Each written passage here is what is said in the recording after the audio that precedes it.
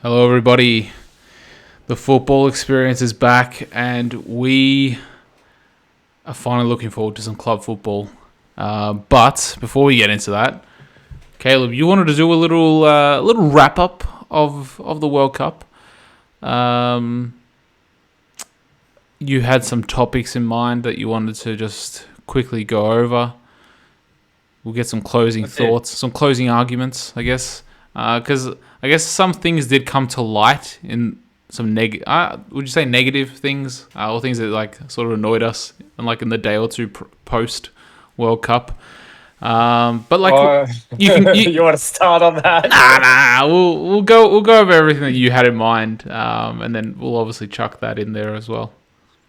Yeah, that could be the cherry on top. Yeah. But I listed a few topics. There is I think at least one topic of something that sort of came to light after the tournament. We sort of hinted it during the tournament, but that's for later. You know, the first thing I wanted to start on, and I re-listened to our preview pod yesterday in prep for this to sort of like be like, yeah, we were on it with this one, and then hide behind the couch with the ones where we're like, oh no, that was miles off.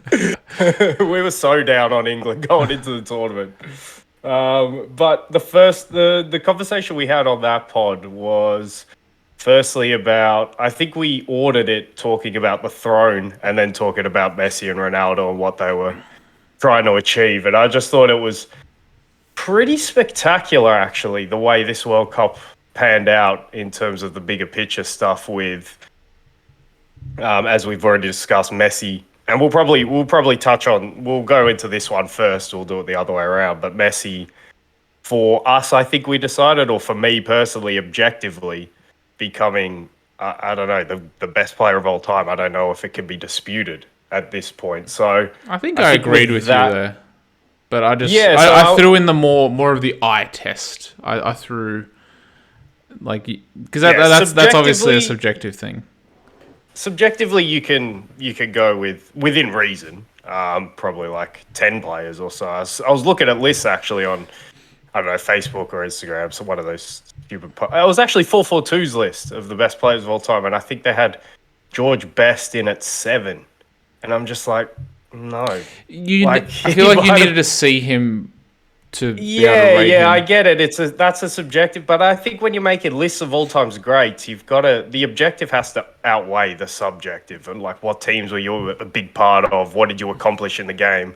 I think that has to take precedence, because that's otherwise what are we playing the game for? You know, like we're here to try and win these trophies, and that's for me the mark of how good you were. You could have been dazzling, but ultimately, like, you need to win those things to show that you're a great player. So that one didn't sit right with me. Although, like, I'm not denying how spectacular a player George Best looked. And then obviously the problems that sort of led to his downfall. But that's part of it. Just as well. Quickly, like, Ronaldinho and George Best are probably similar in that, where like they had the highest of highs. They won, like, George Best obviously playing for Ireland. You don't expect him to win a World Cup. But they win everything that you can at club football. So, like, league title. He won an FA Cup, surely. Champions League. And there's, like, a 3-4 year period of, like, you know, highest of highs. And then it's just, like, crash and burn sort of after that. So, it's I always say... That's just off the cuff. It's similar. Yeah, absolutely. And I think when we talk about Ronaldinho in these lists, I always go straight back to Maradona. So, it's, like, sort of a chain, where it's like George Best to Ronaldinho to Maradona, because I think Maradona's a little bit the same. I mean, he got the move to Barcelona, but never really lit it alight. And then he had those 5 years sort of winning the World Cup, playing at Napoli right through to the early 90s, making another World Cup final. And then we know the well-documented sort of aftermath of that. But that peak is partying, I guess. We'll put it that way. Plagued by being Diego Maradona, but also not plagued, because I think it's funny because I just argued against George Best in that way. But with Maradona, you look at all of that side of it, it almost adds to the legacy. It's maybe like what makes him more relatable, in that he's flawed and people want to put him up higher because of all the, like, not because of all the antics, but they sort of add a charm to it, you know, an Argentinian charm to it, Emi Martinez style. That could be another. All right, that's an aftermath thing we talk about before we talk about the throw other that thing, one in there. but yeah, the first thing was like obviously Messi. I think yeah, we already pretty much touched on that. I don't know if there's more. Do you think oh, there was one thing that went into that. So going into, afterwards listening to all the opinions and stuff out there, and it's just like a lot of football journalists talking about, like why should this tournament or this game change your perspective of Leo Messi? If you think he was already the GOAT, then you should still think he's just already the GOAT. But I think that's wrong for me because, as I keep saying, the World Cup is the pinnacle of the sport.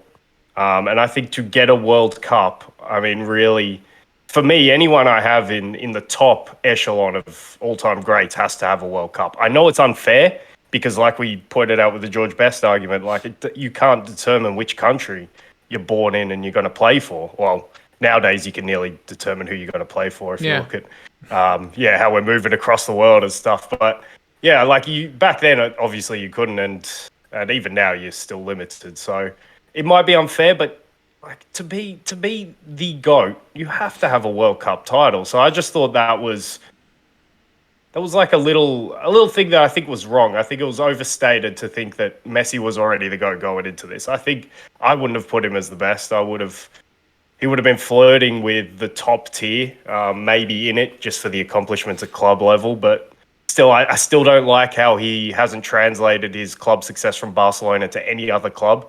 And like I said on the last pod, to put an exclamation mark on it, if he could cap it off with PSG this season, there's absolutely no argument. Like it would be one of those ones where you wouldn't even listen to someone's argument if they tried to tell you someone else was better than him because it just can't. Like everything says that he was better, everything. So yeah, I thought that was a bit wrong. I'd be interested to get your take on what you thought going into the tournament. Obviously, we touched on it in the preview, but how it's like you change. Have you evolved? Have you even been thinking about it? Has it been a topic on your mind during the World Cup and how it played out? I haven't really thought about it too much. Like for me, Messi was there as like in that like when you're always naming off like greatest of all time players, everyone says Pele, Maradona, and then recently not recently within the last 5 or so years or 10 years, they've added like Messi and Ronaldo to that. So it's like those four. A lot of people obviously have Cruyff in there as well. I'd personally put Cruyff in there too. But he's one that never won a World Cup, so like maybe he's sort of similar to Ronaldo in that sense, where he won everything at club level, never won a World Cup. But I don't think he even won a European Championship either, because didn't Netherlands win it in '88? Yep, Yeah. 88. He never won one. Yeah, so he never won That's anything. That's why I with have Netherlands. France above him. Yeah, so that's another one that you can have Franz Beckenbauer, but he probably doesn't get the recognition he deserves because he played as a sweeper. So he played as a defender, and defenders obviously don't get that recognition that attacking players do because, It's funny. It is on. funny you say that though, just quickly, because he obviously played with maybe, in my opinion, maybe the best striker of all time in Gerd Muller, but yet he was still the one you think of when you think Bayern Munich three-peat and you think of the Germany European Championship and then World Cup win. So yeah, that one's an interesting one. I guess you're sort of starting to go into it, but maybe we could look at the flip side of the coin and Ronaldo and what this World Cup and what probably the last couple of months have done to his legacy. You can go with that one. I don't know, but did you feel that him returning to United, like this is going back then, what? Did he got there last? No, the summer beforehand, yeah? Yeah. Yeah, so did you, if looking back, if you can recall, did you feel like that was ever going to be the right move for him? Because I know Juve was sort of going, and like now especially we see it, Juve's going that financially they're in a downward spiral. But United were never. They were in a complete rut, and Ronaldo wasn't exactly the player that they needed in order to transform the club. But then on the flip side, though, like bringing in that kind of a professional, that kind of a winner, maybe then you can argue he would have been good for the young players that are there that they're trying to bring through. Maybe it will bring a change of mentality. But then that also sort of falls on him having to take a bit of a back seat. Similar to, I'll make the comparison to Domagoj Vida for Croatia. He didn't play at all in this World Cup, but he came there as a veteran to give his knowledge, his experience, help out with the team, help out with the youngsters. Didn't play a minute, like I said, and when the celebrations came to Zagreb, he was he was like the one standing on the bus waving the flag and everything. He was one of the ones that was most proudest. I think after the third place match, he was the one that was congratulating everyone, like as if he played all 90 minutes and he was like he scored the winning goal or something. But Ronaldo couldn't put his ego in check to take that sort of a role, perhaps. I'll get your thoughts on it. You hit the nail on the head there. I was going to say, like, you can't. I get the point you're making in terms of the veteran going, but you can't compare a guy who is in the top 10 of all time. I know. In terms, and that's where you hit the nail on the head. Attitude. His ego gets in the way, and and it's hard. It's hard to even say that his ego shouldn't get in the way for the reason that I just stated. It's like this guy is literally a walking legend. He's one of the best to ever do it. But I think he scored 20. He scored 21 or 22 goals in that season, last season with United as well. Last season, and I think what the stat is, if you take his goals out of those games, they would have finished like 15th or something. But the problem is, like, as we're seeing now with him out of the team, and as we sort of saw in a microcosm for Portugal when he got taken out of the team, teams function better without him. So, like, he might have scored all those goals last season, but the cons far outweighed the pros in terms of their performances last season. United, like, just go back and listen to some of the pods, and just even the ex-United players' reactions from last season. It was comical stuff at times. So he might have scored all those goals, but the team wasn't playing well. It's kind of like in like basketball, just putting up empty stats on a team that just never really wins, scoring like 25 a game or something. It's just like, what's the point of this? Like, yeah, sure, you're scoring, but you're not really helping the team win. It's hard to explain that because you think goals, like, obviously that just helps the team win straight away, but like, it's just something that you can tell when he's not in the team and they're using that fluid front four and Ten Hag sort of got the team playing more his way with more pressing, and they just do look better, and that's why they've had an upturn since the start of the season. And why when we touch on them, I expect them to keep upturning. So, but to your point as well, I remember there was a lot of optimism around that summer when Ronaldo came back to United. Though they had what seemingly was a stacked squad. It looked like they probably should challenge for the title that season. And Ronaldo, he was pretty good last season, but I think you could see the decline, especially going to a league like the Premier League. And then this season, I think when you couple that with him, I want to say seemingly, because obviously I don't know him, so seemingly finding it hard to accept that he was on the decline, or finding it hard to realize that he was on the decline and still acting like Cristiano Ronaldo of old. I mean, that just shines a bright light on how quick the decline was. And it's unfortunate from it because we will forget. We'll put him and Messi together, but we will forget that Messi is 2 years younger than him. So Messi, if this World Cup came along and Messi was 37, I don't think Messi could do what he just did this World Cup. It just wouldn't have come along at the right time. I think this was pretty much his last hurrah. We'll see if he goes back to PSG and performs well. That's a storyline I'm very much interested in, and when we talk about it later. But yeah, I think he was a little bit unlucky with that, but obviously he has that fantastic record, even though I said on that pod that for as long as I live, I won't give him the 5 goals in 5 different five goals in 5 different World Cups because of that dodgy penalty. But to your point, he did have that one chalked off earlier in the game for that little push. So yeah, like I think it's really stark because on the final point, they were so close, Messi and Ronaldo. They were in the same breath. And then this World Cup, it's just like Ronaldo's maybe, if I had to say off the top of my head, sitting maybe like 7th, 8th in an all-time list, and Messi's now undisputably 1.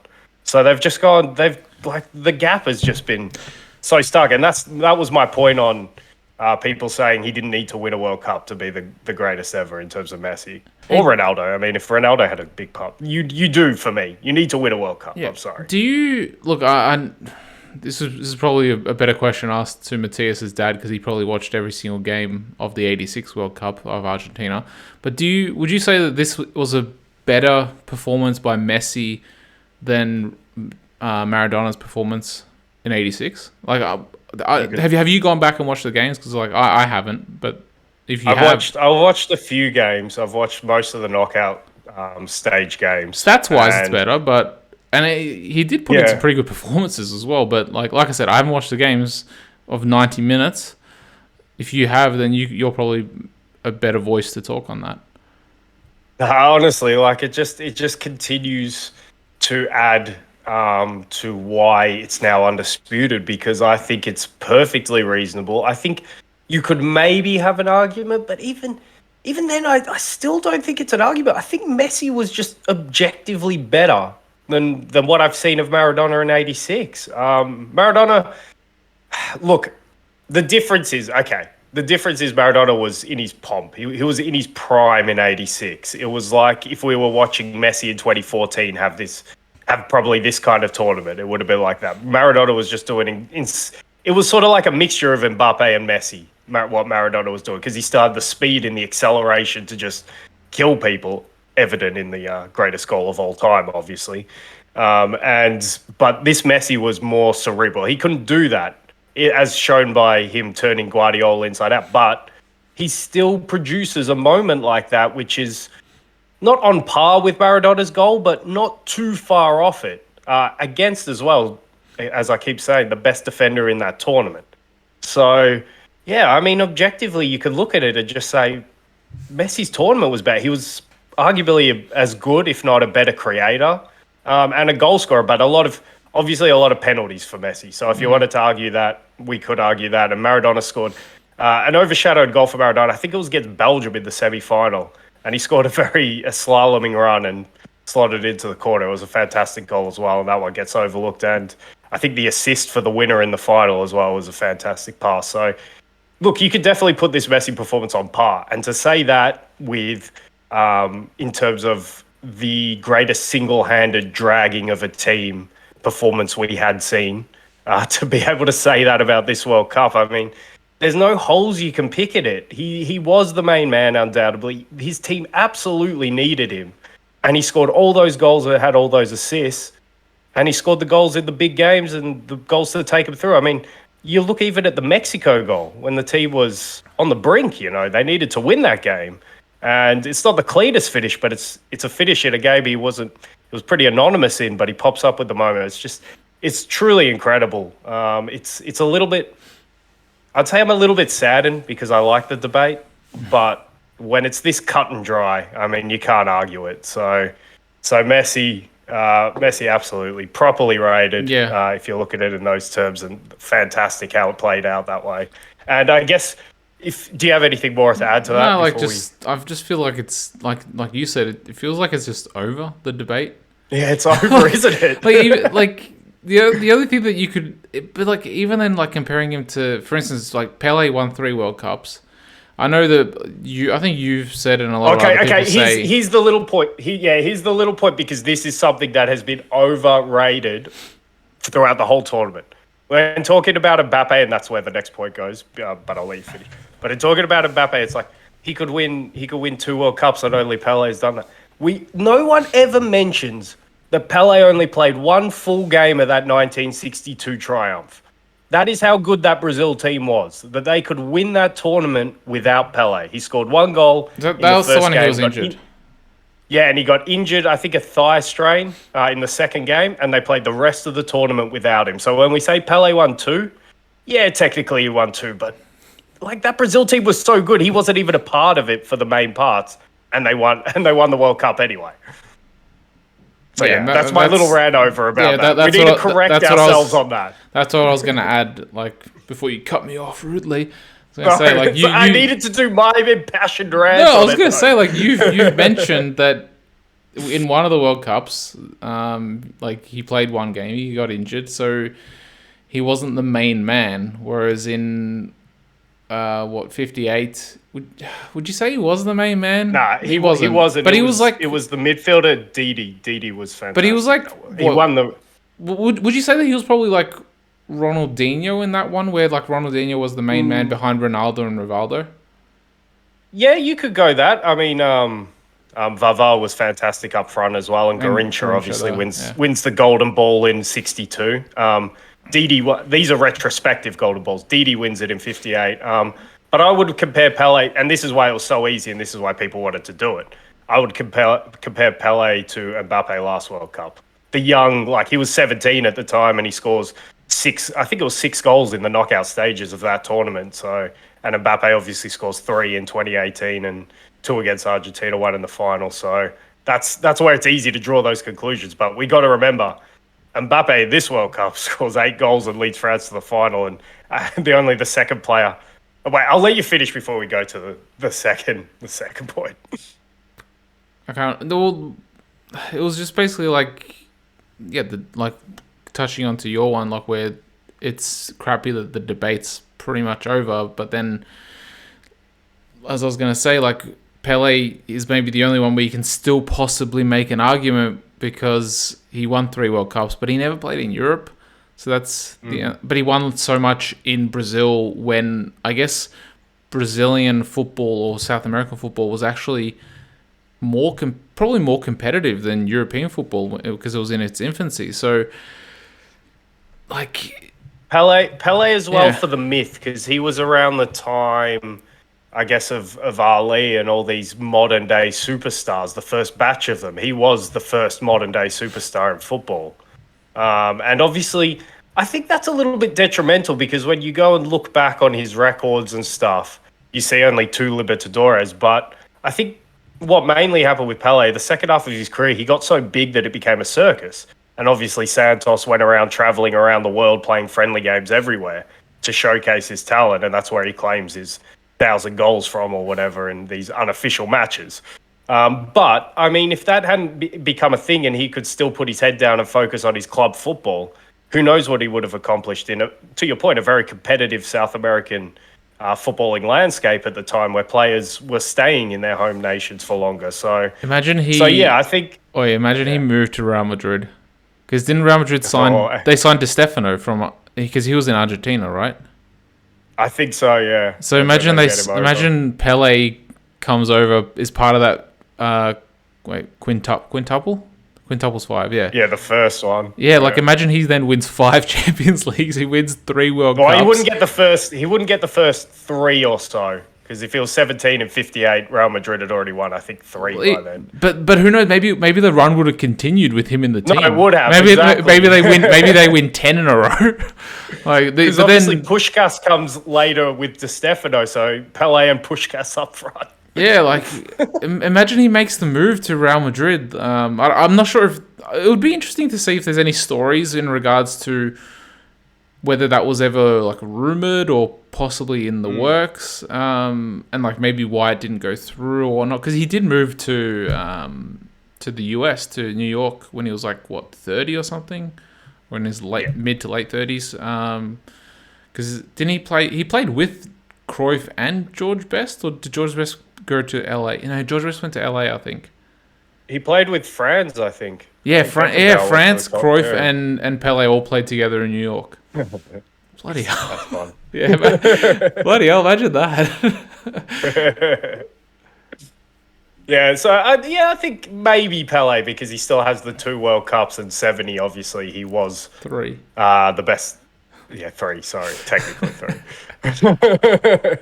This is like the Ronaldo saga for me. It's like, no, he only has 2.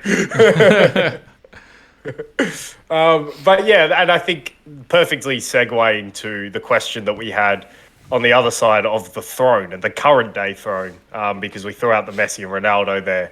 They're chasing probably GOAT status, but we threw out who's the player who's going to sit on the throne and be the best player in the world. And again, it's amazing how this World Cup worked out with that narrative because Kylian Mbappe, while not winning it, you could argue probably not argue that he was the best player because Messi was so good, but not far off. 8 goals in a tournament, a hat trick in the final. Yeah. Only the second player ever to get a hat trick in the final.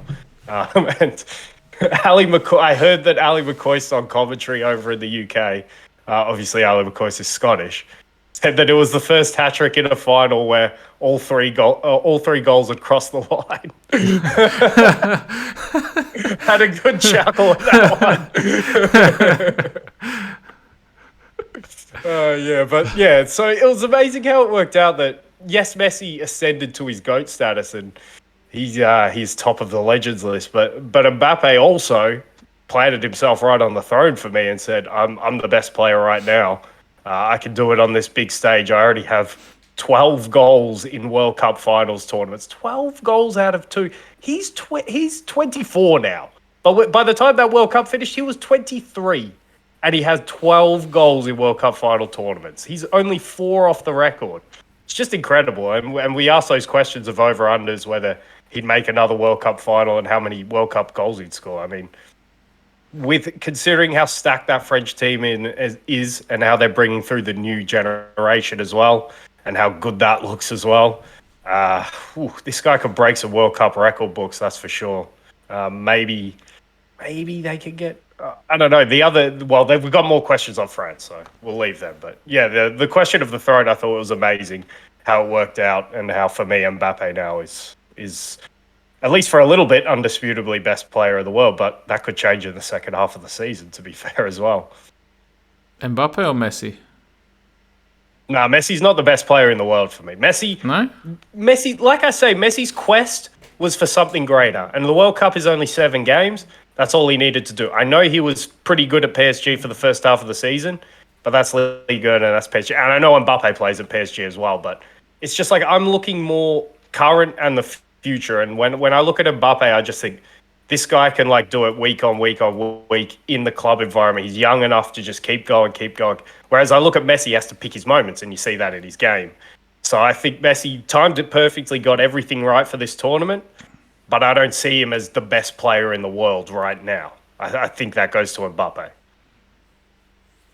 But Messi was the best player of the tournament. Don't get it messed up. Yeah, I think there's an argument there, but I don't know. I think it's hurting him a little bit that he's playing at PSG in Ligue 1 instead of playing like in the Premier League or in La Liga or even Serie A. Like if he was doing that in one of those 3 leagues. I'm sort of discounting it because he's playing in that league. Am I fair to be doing that? Like if he was doing this, all right. For instance, if he was doing what he's doing right now, if he was scoring the same amount of goals, had the same ratios and everything, but he was doing it in the Premier League, is that worth more? Yeah, it's worth more. But I'm not discounting what he's doing in Ligue 1 because I always say this about Ligue 1. It is one of the top 5 leagues in the world, so you can't discount it ridiculously. You can't say it doesn't count for anything. Yet, it is clearly the 5th best league in the world. It's never really been the 4th best or the 3rd best, like how Spain, Italy, England, Germany, they've all fluctuated in recent times, whereas France has always been the 5th. It's never been in the conversation for anything higher, but it's not lower either. It is the 5th best league in the world, so it deserves credit. But if you have to compare it to your point of Haaland at City, what he's doing there, like obviously that's weighted more heavily, I think. Yeah. All right. So I'm not on the wrong path with that thought. But you also look at Mbappe, what he's already done in the Champions League, and I know he hasn't won one, but I think he is a player who, again, I'll bring up that deep dive I did last season. Players to score 6 goals in the knockout stages of the Champions League. He's done it already twice. And that list isn't very long. And when you use qualifiers like not like when it's tight, when your team has to battle to win, that you're not winning 10-0 on aggregate. He's only one of I think it was 12 or 15 players to ever have done that. He's only 24. He's got so many years, and you expect him to move to a different league soon as well. So wow, this guy could, I don't know, in 10, 12 years we could be talking about the GOAT debate being over again, but this time it's this guy sitting on the throne. Well, It's crazy. I sent you tagged you in a comparison. I think Yeah. what was the comparison? It was basically that Mbappe's at age 23 or age 24, Mbappe has a better goals and assists to games ratio than what Messi had at that time. And Messi was playing at Barca. And I think that was at Barca's peak as well. Was that like that was the Pep era of Barca as well? I think so, yeah. Yeah. So like that was the Pep era 12 years ago. So that was like 09, 10, 11, 12. Yeah, that was around that time because 12 years ago he's 23. Yeah. So that's what I'm saying, man. That's why I think this guy is like, I know he has his flaws and I know he's playing in France and I know people don't like the prima donna stuff, but for me this guy really is that good. He's just unbelievable. And to watch someone that quick is just so exhilarating. It really is. I love watching players like that. I love watching counter-attacking football. It's just so much fun. Yeah, it's insane how quick he is. Like especially considering like he starts like his you know how some players they need like 10 15 meters to gain that speed to like someone like a Kyle Walker. I don't think his initial 5 meters is quick, but his 25 or 30 meters is quick, insanely quick. But Mbappe's like first 5 meters is like insanely quick, and not only his first 5, but then he can keep that up for like 20, 30, 40 meters as well at that same pace. And he was making Walker look insanely slow. I know he outpaced him on one occasion. It was crazy. I think on two or three occasions. And that's the point as well. He can do it with the ball as well. Yeah. He can do these things at speed with the ball. It's just ridiculous. Yeah, I remember being that quick. You wish. Years and years ago, back when back when I was young. Not anymore. Is there any other topics that you want to touch on before we wrap a bow on the World Cup? Yeah, definitely. I think we make more quick fire topics of these ones. I think they were the main ones, and it was actually just awesome how the World Cup worked out like that, to be quite honest. But I think sticking on the French theme, there's just some really quick ones. Two ones that I think went under the radar, underrated. The Mike Mignon injury, and I had to be reminded of this as well. But I think to the point of, and I know it's harsh because I think Lloris was pretty good in the knockouts and helping France get to the final, but in the penalties, he was nowhere near any of them. He was awful in the penalty shootout. He was a ghost. I know, like the Messi penalty, I thought he should have saved the Messi penalty. Yeah. Because he sort of like faked out to go one way and then went the other way, but he never dived for it. He just sort of, that's got to go in. It's like, what the hell was that? But yeah, I think, and to the point, Mike Mignon's a really good penalty stopper. So I've been bigging up, I've been talking Mike Mignon up. I think he's better than Lloris, obviously. Is there any other French goalkeepers that are like a high status? Not off the top of my head, because I know they had to take Steve Mandanda still, and he played as second choice. So he's like 40 or something. He's ancient. So yeah, like I think it's Mignon and Lloris. But if they had Mike Mignon, I think things could have turned out better. Who knows if he makes those important saves that Lloris makes? But I just think it was something that we maybe overlooked. And the other thing was, obviously with these questions of team chemistry, and I'm sure you'll have an opinion on one of the players I'll talk about, but one of the stories that came out after the World Cup was, and I think we alluded it because I gave it like a little brief Benjamin Pavard defense after he got dropped for Jules Koundé in the second game, but apparently him and Deschamps had a falling out. Yeah, I think I've touched on that. Yeah, okay, so yeah, and you were talking about how Dembele was campaigning for Pavard to be there. That, like, I guess, cemented it all. Because if Dembele was like, no, I want Pavard behind me, he probably would have opted for that just to keep the chemistry or whatever, I'm guessing. But yeah, it was those two things that were just like, okay, 100% Koundé. And for me, it's disappointing on two counts because I actually think Pavard's actually a pretty good right back. And I think Koundé's a much better centre-back than he is a right-back. So I think those factors were sort of. I know France made the final, but they were very good in any stage except for the first two games. So I thought it was disappointing to see them play like that. And I think the other players that we need to touch on in terms of chemistry is obviously the Karim Benzema story and all the things we're starting to hear after the World Cup of that and his retirement ultimately from football. Although he might be doing the Karim Benzema thing and having a little sulk and waiting for Zidane to get appointed as manager. We'll see how that plays out because I've got thoughts. And I guess it all ties into the Didier Deschamps topic as well. This all ties into each other. But yeah, I think Deschamps' performance throughout the tournament has been a little bit overrated. I think there was one funny thing I heard on a pod. I think one of the analysts said manager of the tournament could have gone to all the French injuries because I think they were more capable of managing the French squad than Deschamps ever was. Because we look at these fallings out with Pavard, we look at the falling out with Benzema, and now Benzema being unhappy and retiring, and all of those problems. Well, the Pavard probably had to deal with himself, but the Benzema problem was taken out of his hands.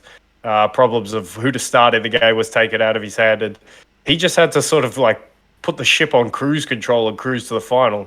And yeah, I thought he was bitterly disappointing. He could have got more out of players that he had, namely Theo Hernandez. I know I keep saying it, but he's like what we see Theo Hernandez do for AC Milan is like step inside and play central midfield, drive on inside channels, make more overlapping runs, be a creator. We never saw it for France. I hardly ever saw one instance where he drove on the inside channel, and it was just super disappointing to watch when I thought how good this French team still could have been even after all the injuries. So I think Deschamps, look, he made the final. He's doing his best Franz Beckenbauer impression. He is the poor man Franz Beckenbauer because obviously World Cup winning captain, then goes on to manage his team to a World Cup win and also makes another final as Franz did just in reverse order in 86 and 90. But yeah, I think he's earned the right to say whether he stays or goes. But it's hard to say. I don't know. I don't think he should be. I think if Zidane wants that job, I think they should put Zidane in charge, personally, because I think this whole pragmatic act has been played out. I thought he was the main guy I'd put culpable of France not winning this World Cup because as the tournament panned out and as you're playing Argentina in the final, and we'll touch on Argentina in a minute, but as you're playing them, you've got to think you've got a good chance of winning. I mean, if you're playing Brazil in the final and they've been rolling, you're thinking, all right, Brazil are favourites. But when it's France v Argentina, I'd put France as favourites, and I think Deschamps got it all wrong. I know there was the flu virus going in if you want a defence for him, but yeah, I think it's been a bit underrated how wrong he got it during the tournament just because they made the final. And I think results have papered over those cracks. And yeah, chemistry issues going forward as well will be interesting to see. So yeah, I don't know what your thoughts are on just wrapping up the French. I think it probably would be a good time for him to step down because right now you see I guess there's sort of parallels with Croatia and France, for instance, where there's a lot of players that are young that are coming through. Like they've blooded Saliba, Fofana. Koundé's young as well, isn't he? How old is he? He's like 23 or something. 24. Yeah, so and then Tchouaméni, Camavinga, Thuram as well, Koulibaly, like Dembele. There's so many of these young players that are going to, at the next World Cup, they're going to be 26, 27, 28. So, like, the majority of the team are going to be in their pomp. And it would be a complete shame to see them playing pragmatic with the amount of skill, talent, and physical capability that they have. And I think bringing in a new coach like a Zidane, I think it would be the right step. So, like, change of generation, not just of the team, but also change of generation of the manager as well. I think it would go hand in hand. It would probably be similar to Southgate with England, where he's blooded a lot of this young talent he's been with them and given them their caps. Like he gave Saka his cap, Foden, and Bellingham, for instance, as well. Like he's given all these players their caps. Some of the players have already been there already, but like, yeah, like let's get a new manager in. I think he's like, especially like considering his legacy's in a good spot, he could tarnish it, perhaps, maybe. Well, maybe, I think. Sort of like Joachim Löw. I think Joachim Löw overstayed one tournament too long for Germany. Yeah, but I think when you look at the talent France will still have, there's a chance that Deschamps could do the same thing he did in this tournament and just be average, but they have so many good players that they could just make another Euros final or win it even. But I think there's two things coming from this. You offered a perfect segue to Gareth Southgate, and I think he was probably properly rated through the tournament, but I thought it was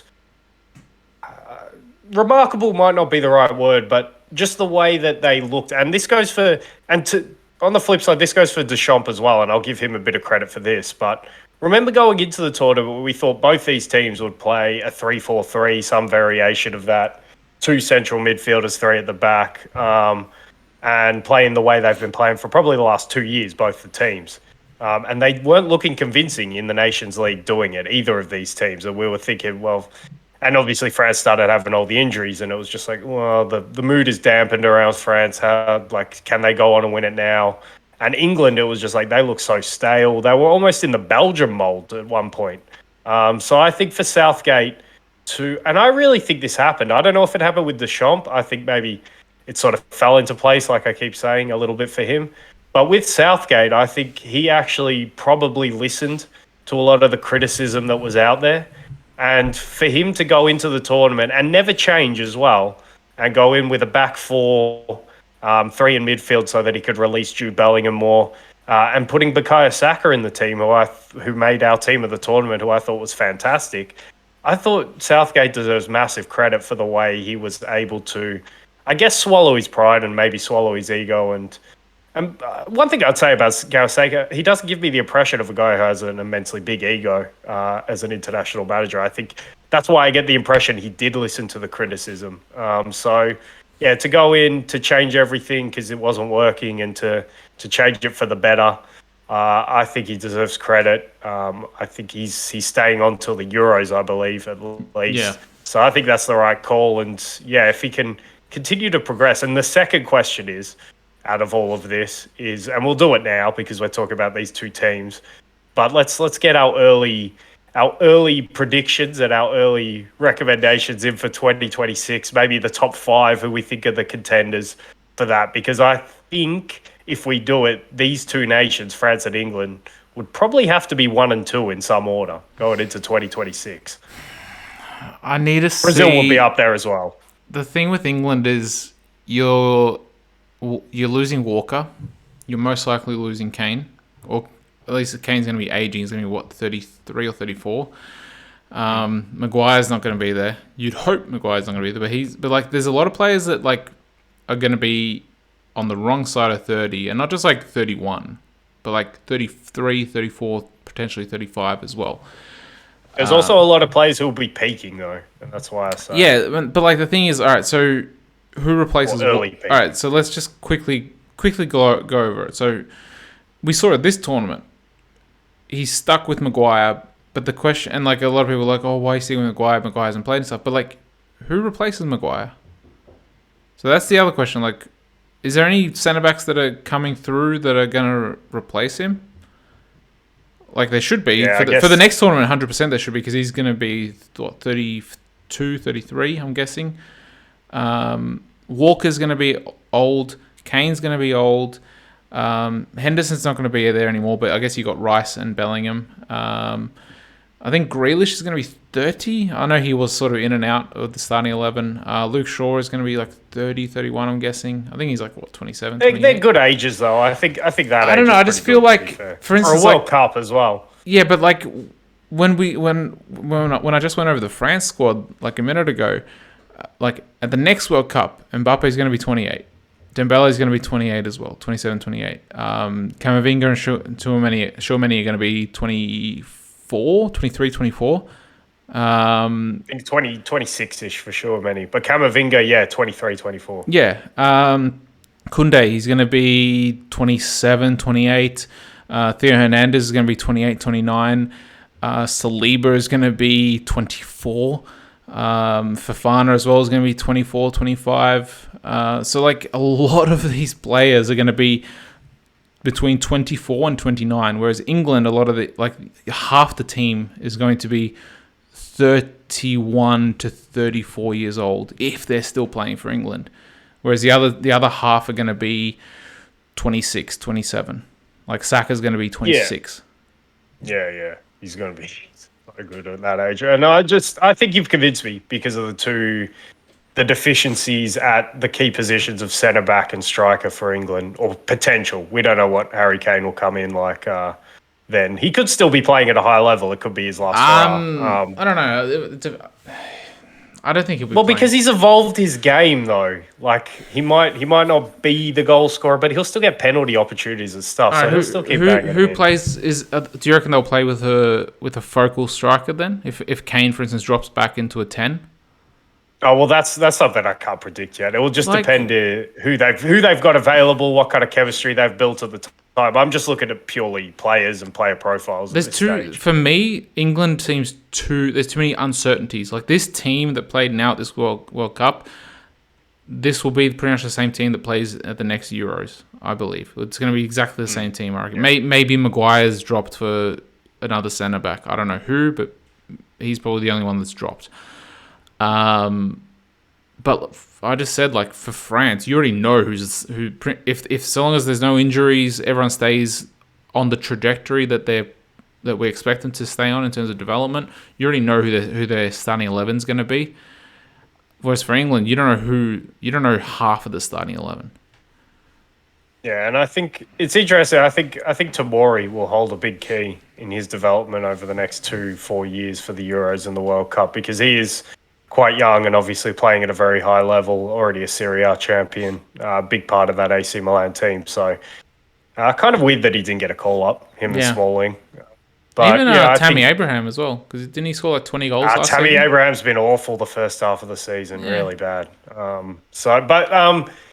think a lot will hold on that, and I think you've convinced me that I'd put France as number one over England because of that. The centre back hole in particular, and Kane is a question mark, but we'll see with Kane by then. I think the French would edge it, but also maybe it's an argument of England versus Brazil as well, because, and we'll touch on Brazil really quickly because I think Brazil's capitulation has been a little bit underrated in terms of what they did this World Cup. I think they had absolutely no business going out at the quarterfinals, and sorry to say it, especially to Croatia, who they were good, but Brazil should not be losing to Croatia, and they shouldn't be losing to Croatia in the manner that they lost to Croatia, conceding that horrendous goal in extra time. I still can't believe they conceded that goal on the counter attack when you're 1-0 up. It's just that was a nice goal, but for Brazil to even give the chance for that goal to happen is insane in my books. And like I keep saying, this is one where I'm going to go in hard on the manager. I think he could have probably done things a little bit differently, and I know Tite has already left his post as Brazil manager. I think he could have maybe run a little bit of a stricter ship in terms of, and I know I sound like Roy Keane, but in terms of the over celebrations that were going on too early in the tournament. Maybe they could have policed that better. Him, Marquinhos, Casemiro, Thiago Silva, all of those guys maybe could have done that a little bit better. I just think they need not a mentality shift, but they just need to get serious in one of these World Cups and really go to win it. Because they just look like they go to play football, go to entertain, and then seemingly they just get knocked out in the quarterfinals in recent years. So there's something that needs to be done for Brazil, because to have this talent and to not make the semis at least in this World Cup, I think it was madness. And on the point of 2026, I think they might be second favourites. They might be challenging France for that favourites tag. We'll see what kind of Neymar we get. And if it's not Neymar, we'll see what kind of Brazil we get without Neymar. But I think it's probably those three before you have a little bit of a drop-off to the next tier of contenders. And yeah, obviously I'm speaking 4 years out from the tournament, so a lot can change. Well, with Brazil, did you see that? I think Neymar has suggested that Brazil look for a non-Brazilian coach, and to move Yeah. away from that tradition of always having a Brazilian coach. And I think I'm not sure if he or someone else suggested Ancelotti for the position. Yeah, I did hear that, and I don't know if it was Neymar, but it is surprising that Neymar would come out with comments like that, I guess. I think it makes sense. I think the one that I think of Hang on, did straight, Neymar yeah, play under Ancelotti at PSG? Does he have I don't experience think playing so. under him or no? I think Ancelotti came well before Neymar came over. Ancelotti was like 12, 13 or Okay. something for PSG.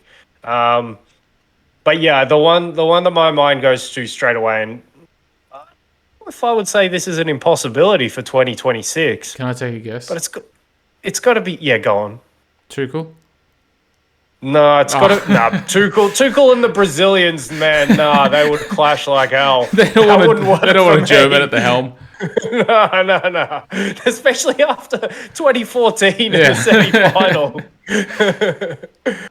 No, the one that goes straight, my mind goes straight to is Pep. Pep managing Brazil. Is there anything like more fitting? I think that's just perfect. I think that just makes sense for me. It's the best manager maybe, or the best technical manager maybe we've ever seen with the best players the world produces. It's just insane. It's an insane combination. I don't think he likes. I don't think he would like the midfield that he has at Brazil. I think he'd much prefer working with Spain. I think he'd make that midfield work. I think he clears out the midfield for City now. I think his football's evolved. But yeah, I think he'd be used to working with the midfield for Spain. He could do his old tiki-taka from the early 2010s trick. But I think Guardiola's such a good manager. He works with what he has. It was just the only thing. I thought you were going to say I don't think he likes international football because he No, doesn't because get the he chance to be said. I think hands-on. he said that he wouldn't mind managing Spain at one point. But this was back when he was like at the early Bayern days or like late Barca days. He said at one point he wants to coach Spain.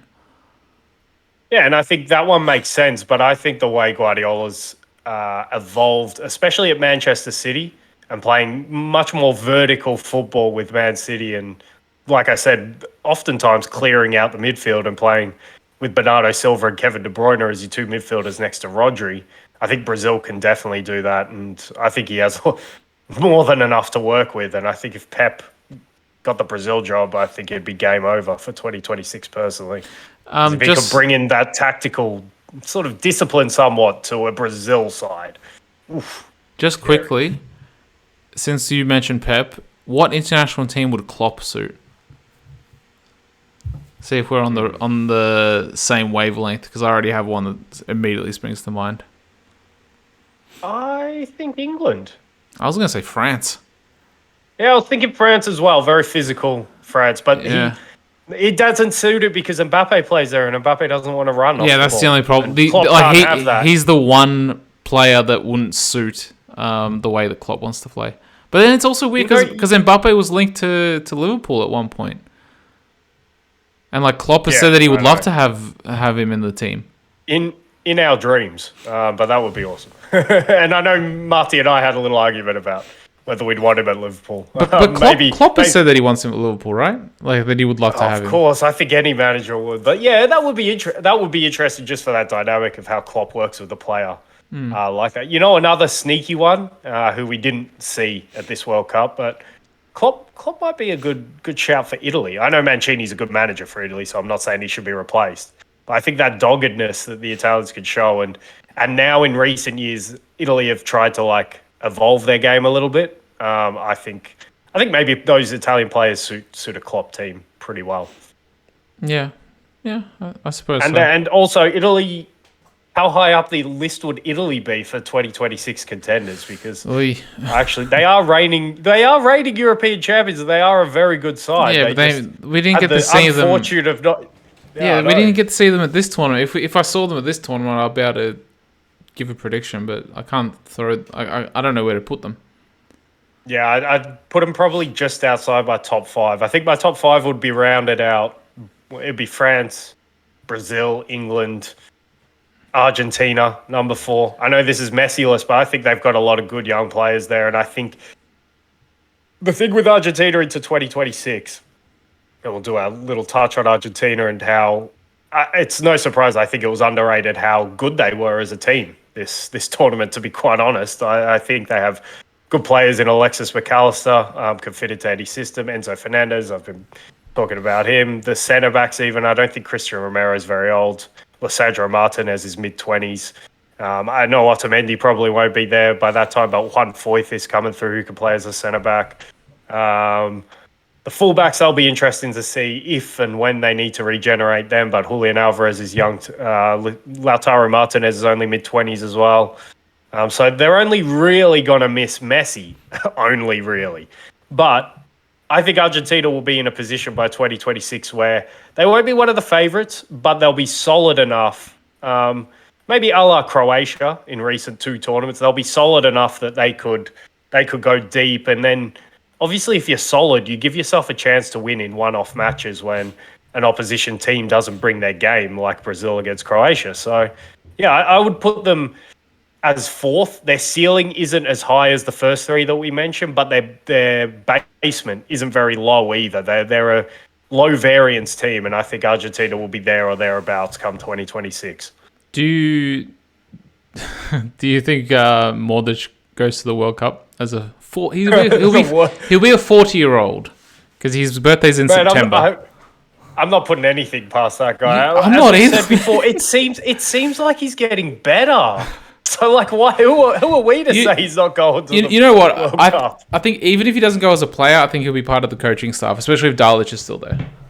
Yeah, because like you sit next to Chorluka, Mandzukic. Yeah, they're all like really good mates and stuff. Like, but yeah, like where was Rakitic? Maybe Rakitic is for 2026. He'll be sitting on the bench. I'm not sure what's happening with him. I don't really know because it's a weird one because he's I think 2 years younger than Modric, and I think I've said it before. Like I found it strange that he retired from international football, but I think the pundits here they said something in regards to the reason why he retired was because he wasn't sure what was happening with his Barcelona contract or where he would be playing and all this stuff, and then like because he already announced his retirement, he didn't want to do a Benzema and unretire. Even though like he's doing pretty well at Sevilla, or like he's done well at Sevilla since. Okay. He won the Europa League when he moved there. So like he could have done a Benzema, but I think these players they seem like they keep their word. It seems, or like I think that's at least part of the Croatian they sort of save mold. face. I don't think. Like that, yeah. But then I think he did mention. I think for the Euros, he said if the coach contacts me and says that he would like me to come, then I can come and help the team. But I'm not sure whether that meant as a player or like just coming along and helping to add to the numbers, like maybe in training sessions or as a or as like an assistant coach or whatnot. But yeah, so. It's a shame about him, but I guess that did open the door for Kovacic, though, him retiring. Yeah, that's what I was going to say. I think ultimately Kovacic was still the better option anyway going into this World Cup. So yeah. I think that's Argentina would be fourth, and then I don't know. Portugal might be there. It's sort of that's what I'm going to say. It's sort of a pick'em between I think Portugal, Spain, Germany.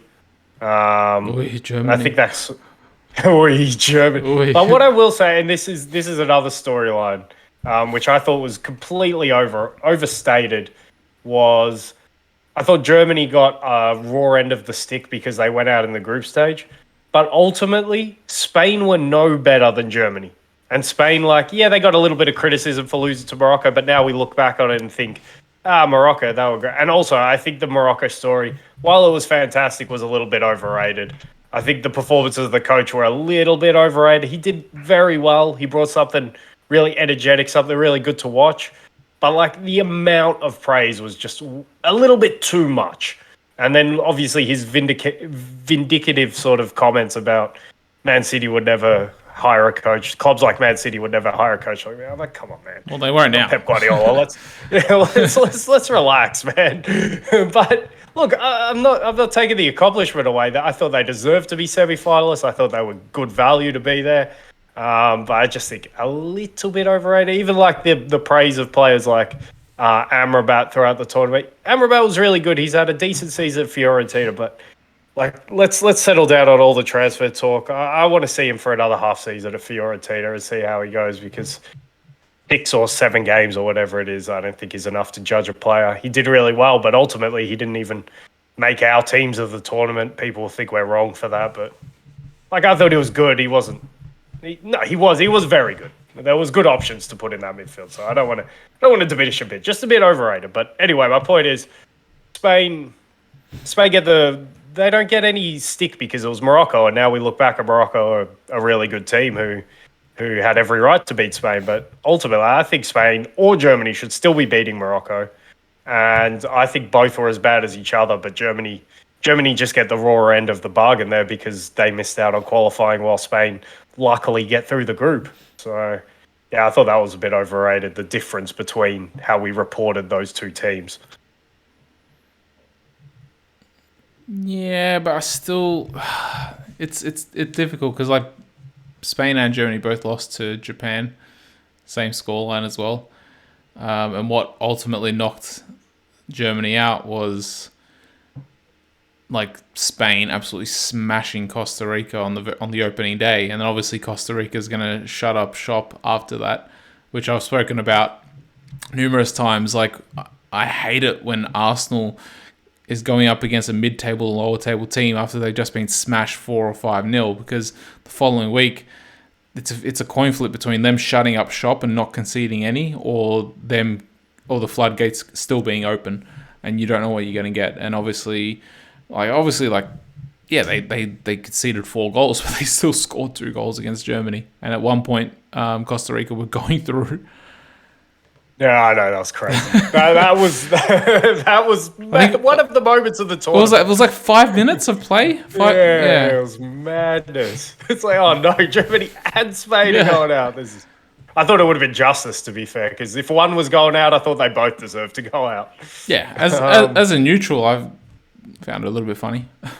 Yeah, definitely funny. Especially because I just wasn't impressed by either of those teams to the point. So, but we'll see what Germany do. There was an interesting point made about Germany, how they've tried to evolve their football, but what it's meant is they're not producing players at either end of the pitch. They're producing a lot of technical sort of players in midfield who can control games. But where's your difference makers at each box in terms of centre backs and strikers? So that'll be an interesting one to see how that develops over the next 4 years. I wouldn't quite knock Germany out of that bracket. I'd put them with Portugal and Spain as fighting it out for probably 5th favourites. And Italy, I'd actually put Italy in that conversation. They might make the top 5. But yeah, Portugal, I don't know. I didn't really have any strong views on Portugal this tournament. I thought, I don't want to pat myself on the back, but I thought it was a good way of like assessing the Switzerland game, just to not get carried away by that, because as they showed the next round, they couldn't back it up with another good performance. And I thought Portugal are very much like that, especially when you're relying on players like Bruno Fernandes and João Felix, who I think are temperamental at the best of times and allow situations to get to their head. And there was no doubt they were riled up in that Morocco game. And for really no reason. I don't think the referee was very bad in that game. So I think that's more an indictment on their character rather than it is on any refereeing performance. So, yeah, I just thought Portugal were disappointing in terms of that mentality they showed, much like Brazil. And it's funny, the two Portuguese-speaking nations sort of mirror each other in how they go out in the quarters. But, yeah, I don't know. I don't know about Portugal. And no Ronaldo, and we'll see what the new Portugal brings. Probably a different coach as well. I'm pretty sure Santos is... Oh, yeah, Santos staying on. They talk about... I think he's gone. So, and that's why there's been so much talk about Mourinho. Yeah. So that will be fascinating. Could he coach both Portugal and Roma at the same time? Like, he I could, think if he wanted time-wise to. He could. Yeah, he could, but he's pretty old now. I don't think he'd want it. And honestly, his Roma's been so uninspiring. Just go to Portugal now. Just go and manage the national team, I reckon. Yeah, and like especially considering it looks like Ronaldo's out of that Portuguese setup, so it's a Ronaldo less Portugal. So I guess it's one less problem or ego to deal with, or like one player who wants to play but probably shouldn't be playing. Yeah, I don't think he should be playing. Maybe go as a squad. Maybe the greatest trick Mourinho could do if he went there like now would be convincing Ronaldo to maybe stay on until the Euros, but in that Vita role. Yeah. Like if he could work his magic in terms of that, and Ronaldo, I think Ronaldo's still a decent player. He's just been suffering with really poor confidence at the moment. I think, and it's funny to say that about a Cristiano Ronaldo, but I think that's what it is. So he can still contribute. He just can't contribute the way he thinks he should. On your decent player point, I've seen some footage of him training with Real Madrid, but I think it's the Real Madrid's like B team. Even though he looks fantastic, it is the B team. It doesn't look like it might be like a mixture of the B team and the A team, considering like I think Brazil was already knocked out at that point. It just depends how much time Ancelotti gave them off, but like Rodrigo and Vinny would have been back. Yeah. So. Yeah, and I will touch on that with club football, but yeah, I think that's everything I wanted to touch on from the World Cup. I don't think, unless you have any other topics, but obviously we can finish with that topic that we were alluding to at the start of the show. I'm not sure why we didn't touch on it before. Maybe because footage started coming out the day of us already doing the pod. That's when more and more came out, and I'm not sure. That one was more of a reaction pod. The first one, yeah, it was pretty immediate. After, but it's not just that. Like I don't think when we did the pod, I don't think at the time I saw Salt. All right, yeah. So I don't think I saw Salt Bay celebrating with the players. I don't think I saw it at the time because they showed Messi lifting the World Cup, and then I think they showed another 1 minute or 2 minutes of them going around the pitch. But then they cut off the broadcast after that.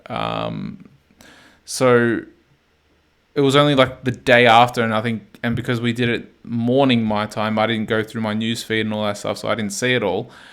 But after I saw it, geez, man.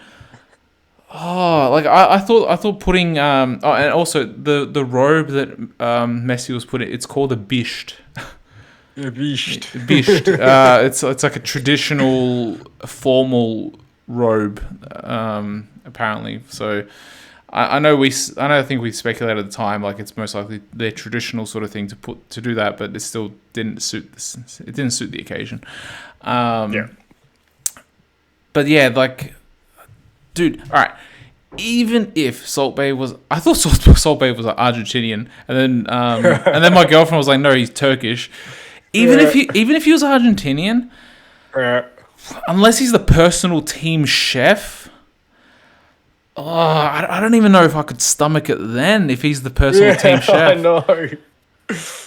But geez, man, like. And like I think like Messi pisses him, like he just says fuck off like the first 2 or 3 times, and then he finally gives in. Is like, yeah, all right. And then I can't believe some of the players actually like allowed him to handle the trophy as well. And then also like doing the little salt arm thing as well, like on the trophy. God. Oh my god! Like that's against like FIFA protocol to touch the trophy if you're not a player or a head of state or part of the staff, I'm guessing. Yeah. You can't touch a trophy. So how can you be so obnoxious?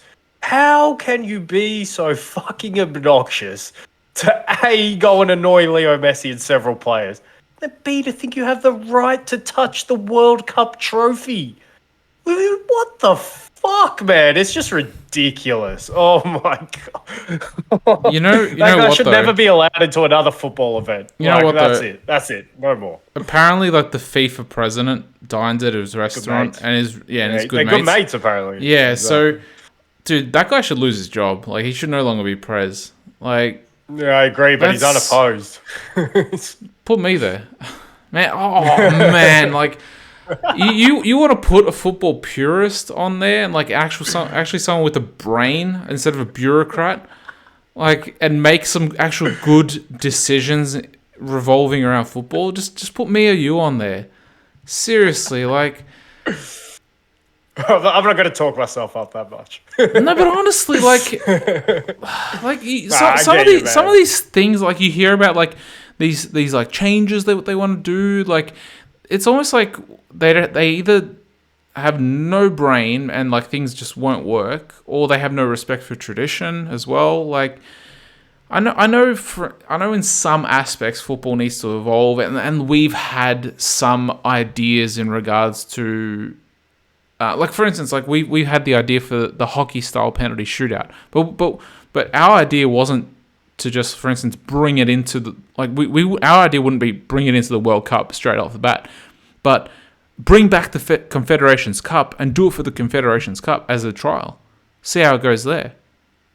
I don't think that's ruining tradition or something, but like I reckon that would be interesting, the hockey style penalties. If you want to, for instance, change football, evolve it, try and bring, I think Florentino Perez, he said that like he's had ideas to try and bring younger eyes back onto football because they're not interested in watching a full 90-minute game, so maybe shorten the games to 60 minutes or do certain things. I think most of those ideas were called the European Super League. I know, but like, I'm not... To the point as well, I think a lot of people... I'm the one who on the second episode of the pod was campaigning, hey, let's look into doing the Super League. I think a lot of people would be annoyed at me for that one. So I was FIFA Prez. I think I'd annoy a lot of people. But you know what idea I actually saw one of my friends say? He said, why not do the penalties before extra time, and then whoever wins the penalty shootout, they go into extra time with a 1-0 lead. But then, for instance, the immediate counter argument is, okay, what if you go in with a 1-0 lead, but then the other team score and then it's locked at 1-1 again? And then, like, what do you do after the two? Penalties again. Well, yeah, you do penalties again. Like, but like immediately off the bat when I read it, I was like, that sounds sort of interesting. But then, no, that is actually interesting. You'd have to do penalties again if the score's locked, but it does ensure that at least one team has to go for it in extra time. And I guess they're doing it. They're also doing penalties when they're more fresh, I suppose. That is interesting, actually. That's one you could do in the Confed Cup as well. But that's fascinating. I'm still for the hockey style penalties. I reckon that would be really interesting. Especially that would be fun. MLS penalties. Do you think with the hockey style penalties it puts it more of a 50-50 with the keeper, or because the keeper can come off his line? Keepers could do they can do so much more now. Yeah. I know attackers could do so much more, but keepers can like Allison, for example, would finally be good at penalties.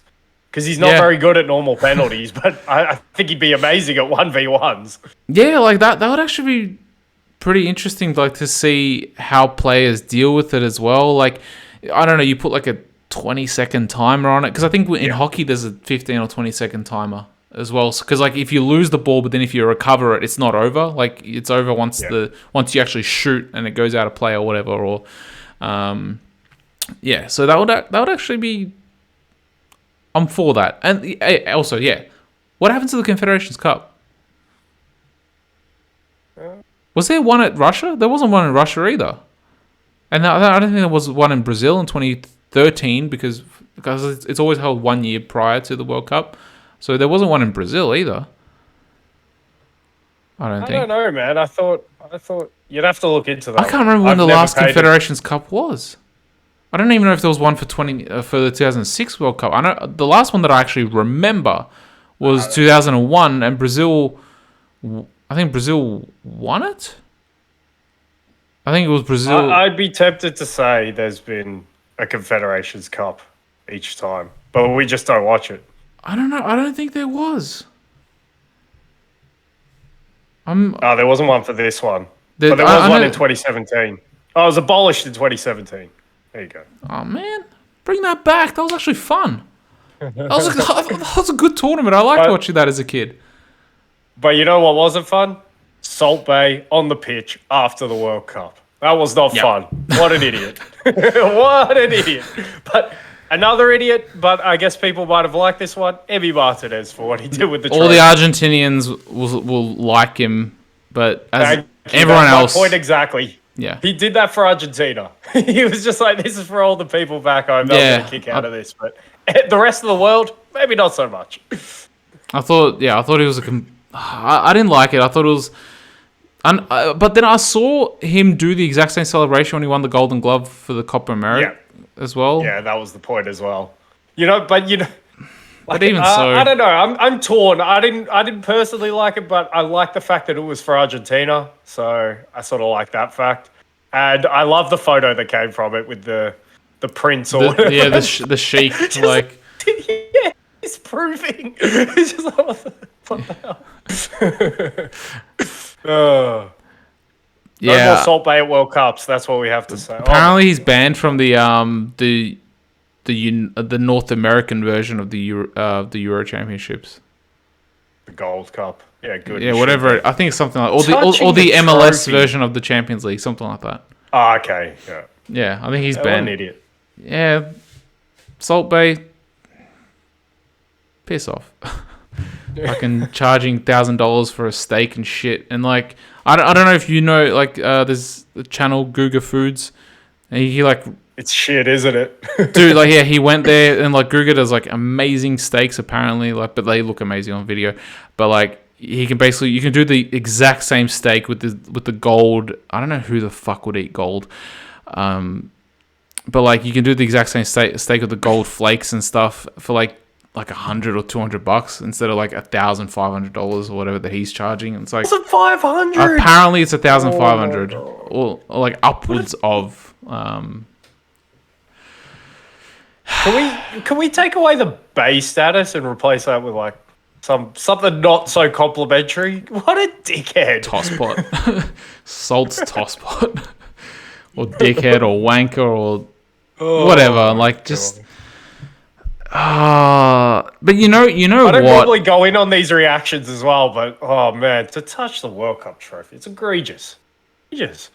You know what though? Like the thing is, he got what he's looking for in terms of publicity, reactions, and I talk about.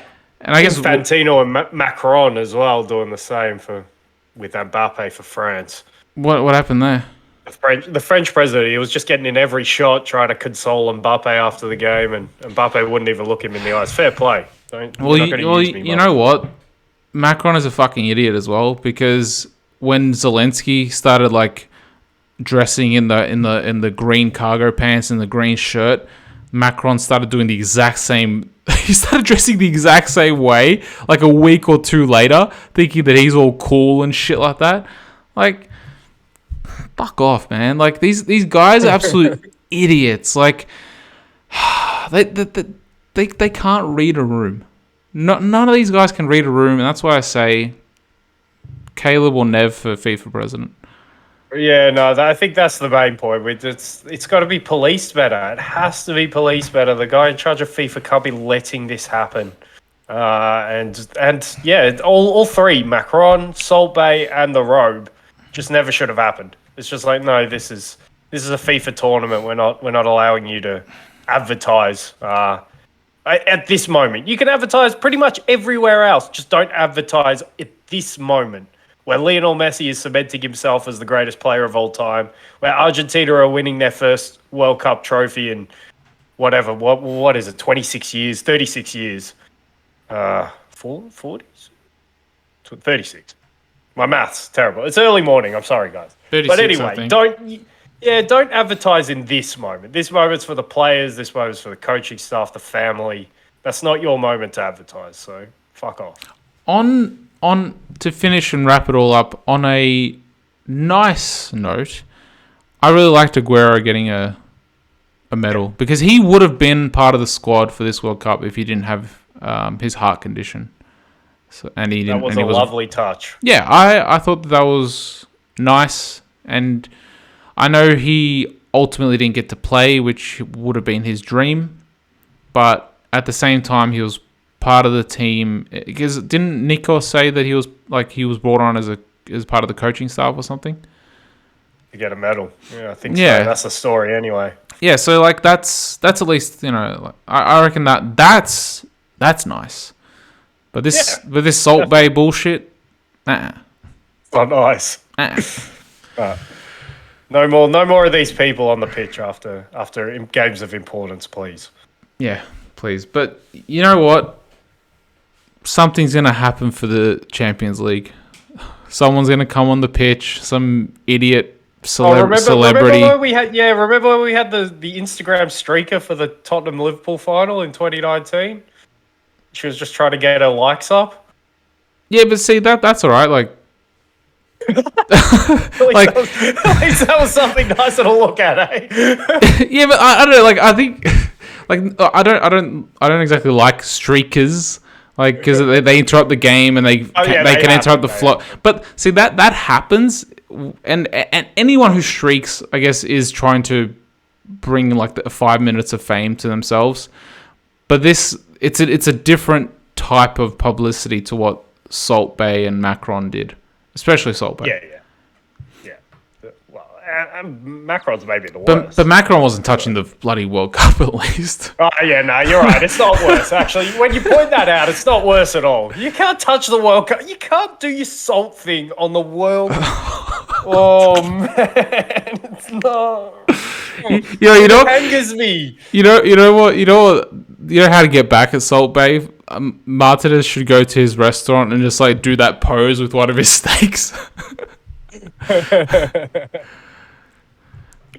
Oh man, he totally should.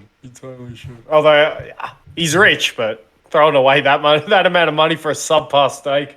Oh, yeah, Salt Bay, piss off. Anyway, I think.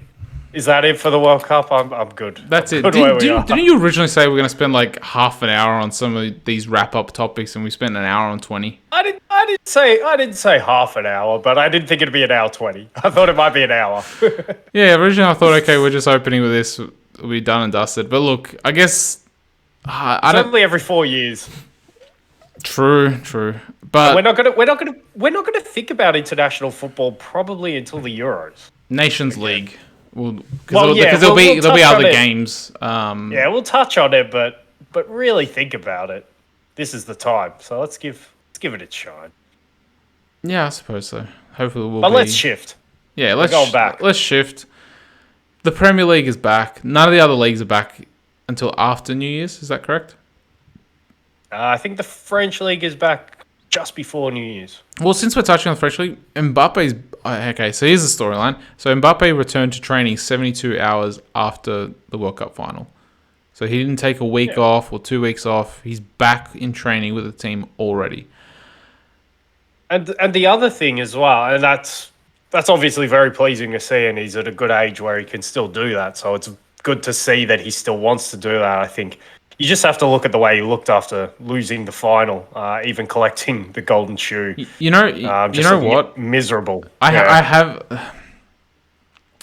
have a degree of understanding of how he felt, because I remember back in under 14s, the last game of the season, I scored a hat trick, but we lost 6-3. So it's like, as a striker, you score a hat trick in a game, and it's like, what more can I do? Like, I love it when you bring it back to your under 13s game. No, but I'm just talking about Kylian Mbappe in the World Cup final. No, but you get where I'm coming from. Where it's like, he legit carried them in the last like 40 minutes of the game. Like put them on his back, and I can understand, like, and you were talking about like his expression of like especially being distraught, more so probably than the other players. It's because you add that on. It's like, I scored a hat trick. Like, hat tricks are hard enough. Hat tricks are hard enough to score, but then like doing it in a World Cup final as well, and like being the second player ever to do it, where all of the goals go over the line, quoting McCoist. But like, it's like, what else am I meant to do to win? And ultimately fall short. So like, I understand that side of it, but obviously the magnitude is like 1,000 times greater than what I experienced. But at least I that's why I said I can understand a percentage of the feeling. Yeah, Yeah, definitely. I get where you're coming and from. It's just funny. but my main question is, does he now come back to this season with a vengeance, where he's like, he goes full Michael Jordan, and he's like, I'm taking this personally. I'm gonna absolutely fucking destroy football right now. Do you think he? Yeah, I love that. Do you think he I comes love back that like that? question because I think that's the right place to start. And just on a little side note, it's been really interesting to see the Carabao Cup fixtures that I've watched so far. I've watched Newcastle against Bournemouth and United against Burnley, and obviously as we do this, Liverpool are playing City. But these are probably the strongest teams I've ever seen for big teams to put out in Carabao Cups, because Newcastle pretty much played full team, looked quite good. United played mostly a full team. Obviously, Varane wasn't there, but Casemiro was back, Anthony were back. All those boys were back, ready to play. Bruno Fernandes. So yeah, I think it's been somewhat remarkable how quickly these players are just back and ready to play in Carabao Cup fixtures, even after the World Cup. So I think that's been really pleasing to see, and obviously that's in the Mbappe point. So, but yeah, this to your point on does he come back? He might come back like that, but the bigger question is, do his running mates come back like that? Messi has no reason to come back like that for PSG. He's just accomplished it all. I mean, I know I keep saying there's an exclamation mark to be had by winning one with PSG. Hopefully, he's motivated by that. Hopefully, he's also. I don't want to question his professionalism because he has literally just become the greatest player of all time. But at the same time, I would love to see him be professional enough to come back and put in the work for PSG to help them accomplish their goals. And Neymar's the other question mark. How does Neymar react to the bitter disappointment that he suffered during the World Cup? Does he want to come back with a vengeance? Because if you can get Mbappe and Neymar coming back with a vengeance, and also you look at Bayern Munich's problems going into their round of 16 tie against PSG. If PSG could get a confidence boosting win against Bayern in the round of 16, if they could have Neymar and Mbappe looking like the stars that they were going into, and Messi for that fact, going into the break, the World Cup break, PSG would be right up there as my favourites to win the Champions League. I know there's other teams and we'll have those questions and we'll see it develop. But just from the narrative side of it, if you can have an Mbappe and Neymar in particular, because I think they are the 1 and 2 options for PSG, even though it's hard to say that when you've got Lionel Messi in your team. But I still think they are the 1 and 2 options. If they come back with a vengeance, if Sergio Ramos has a chip on his, I don't think he will because he's too old to be looking. Maybe the Euros, so he could come back with a chip on his shoulder and say, "I should have been selected for Spain as well." Marquinhos could come back with a vengeance as well after losing that heartbreaking semi. Obviously, Donnarumma's had all this time to rest and even get better, and he's still a young goalkeeper as well. So, yeah, PSG have so many good pieces. It'll be interesting to see if they bulk up that midfield in January. And then obviously they should have the funds to do that because it's PSG. So, yeah, I think Mbappe will come back with that vengeance. I think the bigger question is, do his running mates come back with a vengeance? Because football is a game where you can not really do anything just by yourself. I mean, we've had instances where people have carried a team, but the team still has to work for them. So yeah, the other players have to come back with a sort of similar desire, and then I think PSG are in really good shape, and Mbappe is in really good shape to maybe break through and win that first Champions League. Yeah, the other question is, and then you mentioned Bayern going pre-World Cup, and I guess Mane was injured a week or two prior. I think in the second last or the last game of the season before, in the season before the break. Pre-World Cup, would you have put Bayern ahead of PSG? I think in our preview we did of the Champions League once the draws came out. I think we did put Bayern as a slight favourite, maybe like 55%, 60% over PSG.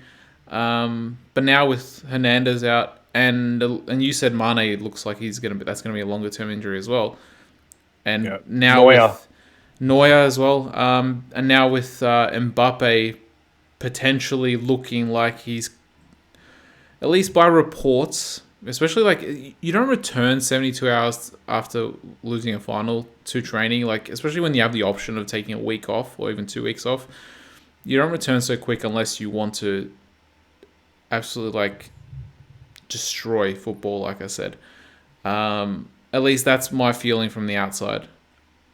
Do you think now PSG are favourites if you put all that together? At least for the Bayern Munich fixture.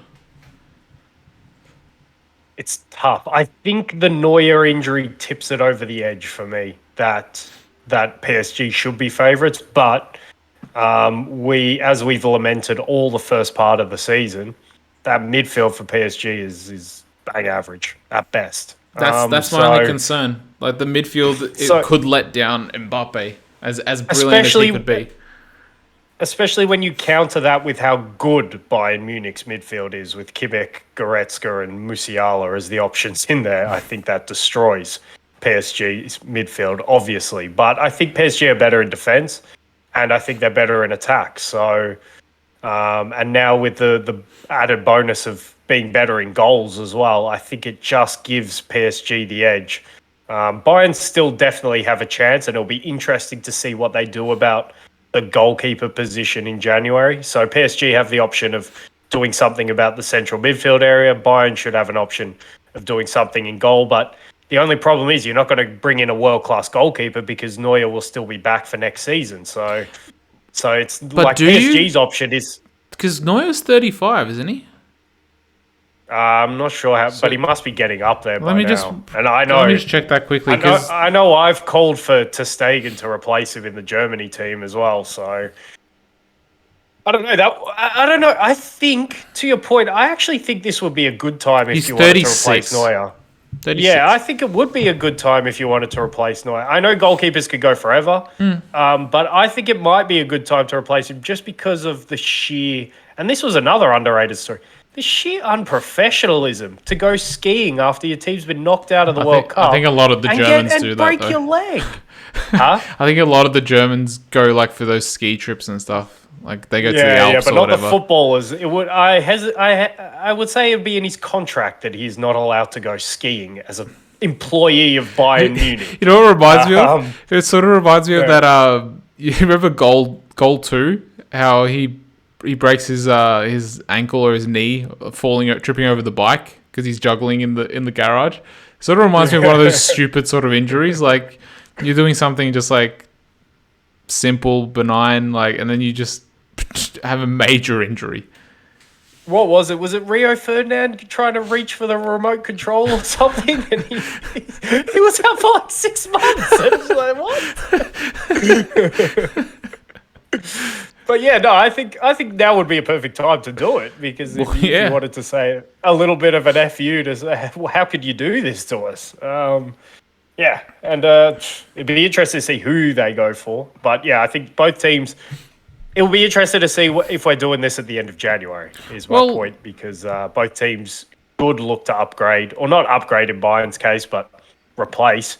And PSG upgrade in central midfield. So maybe we're looking at it completely differently by the end of the transfer market. But right now, PSG just shade it for me. Oh, they had this. FIFA. You know when you do manager mode on FIFA.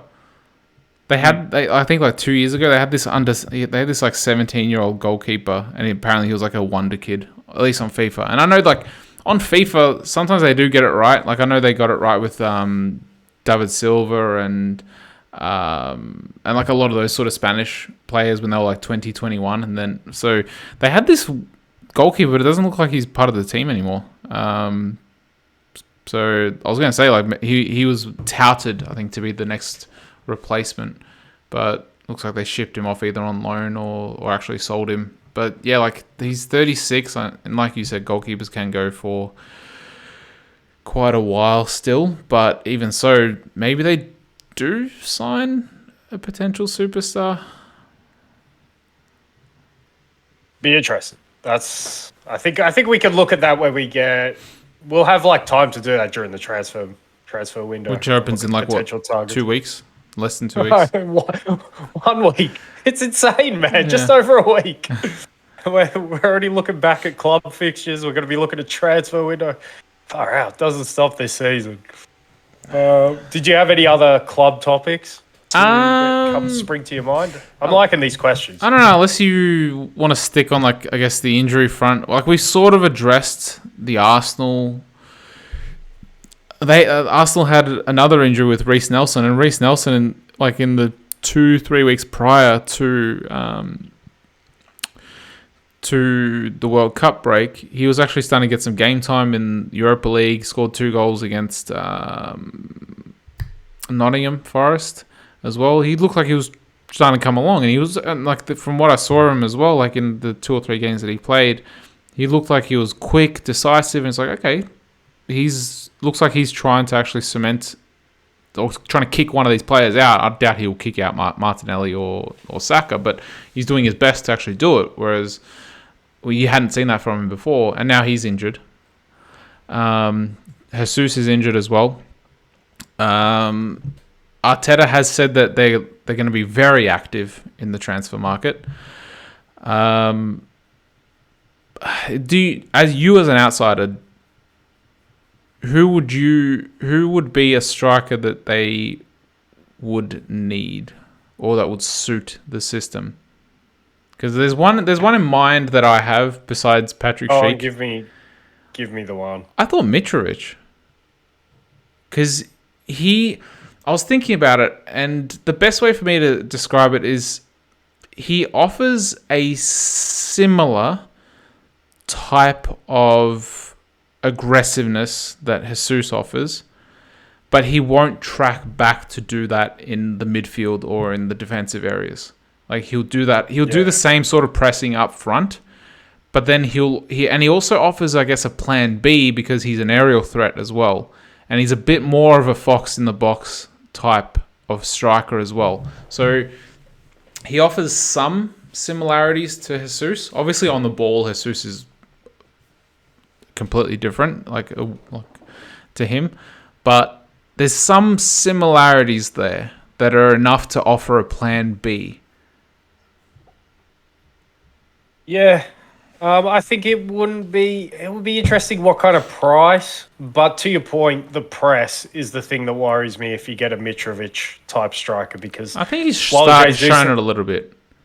Yeah, he's okay. He can do it a little bit, but he's too lumbery. Like Jesus's press is sharp. Yeah, it's like he is nipping at you and he can win the ball back. You know, you could see Mitrovic coming from a mile away. And I know Gabriel was bad enough to get dispossessed by him and concede that goal early in the season, but I mean, I just think players could deal with Mitrovic's press a bit better than Jesus. And to your point, Jesus does it from the blind side going back into midfield as well, which has been huge for Arsenal, because I've said it all season. I've been super impressed. I thought, like, if he was banging in goals, then Arsenal, I mean, they've already been somewhat unstoppable this season, but they'd be even more unstoppable. But the fact that he leads the line with that press has completely evolved the way you guys were playing when you look at Lacazette from last season. And I think Mitrovic would be more in the Lacazette mold, except a better goal scorer, obviously. Yeah. Like, if he gets a chance with the head in the box, it's a goal. So it might be a good stopgap, but does Mitrovic want to be a stopgap at this point? I don't know. Obviously, he doesn't have a track record of playing for a big club, so maybe he wants that move. That would be an interesting one. But for me, yeah, it would just be a stopgap. But it's a good point, because then you have a plan B, to your point as well, when Jesus does come back. So that might be an interesting one to go for. I know all the word is on Mudryk from Shakhtar. He's a midfielder, though, isn't he? He's a wide midfielder, a winger. Yeah. But then you might have the option of playing like a Manchester United fluid front four.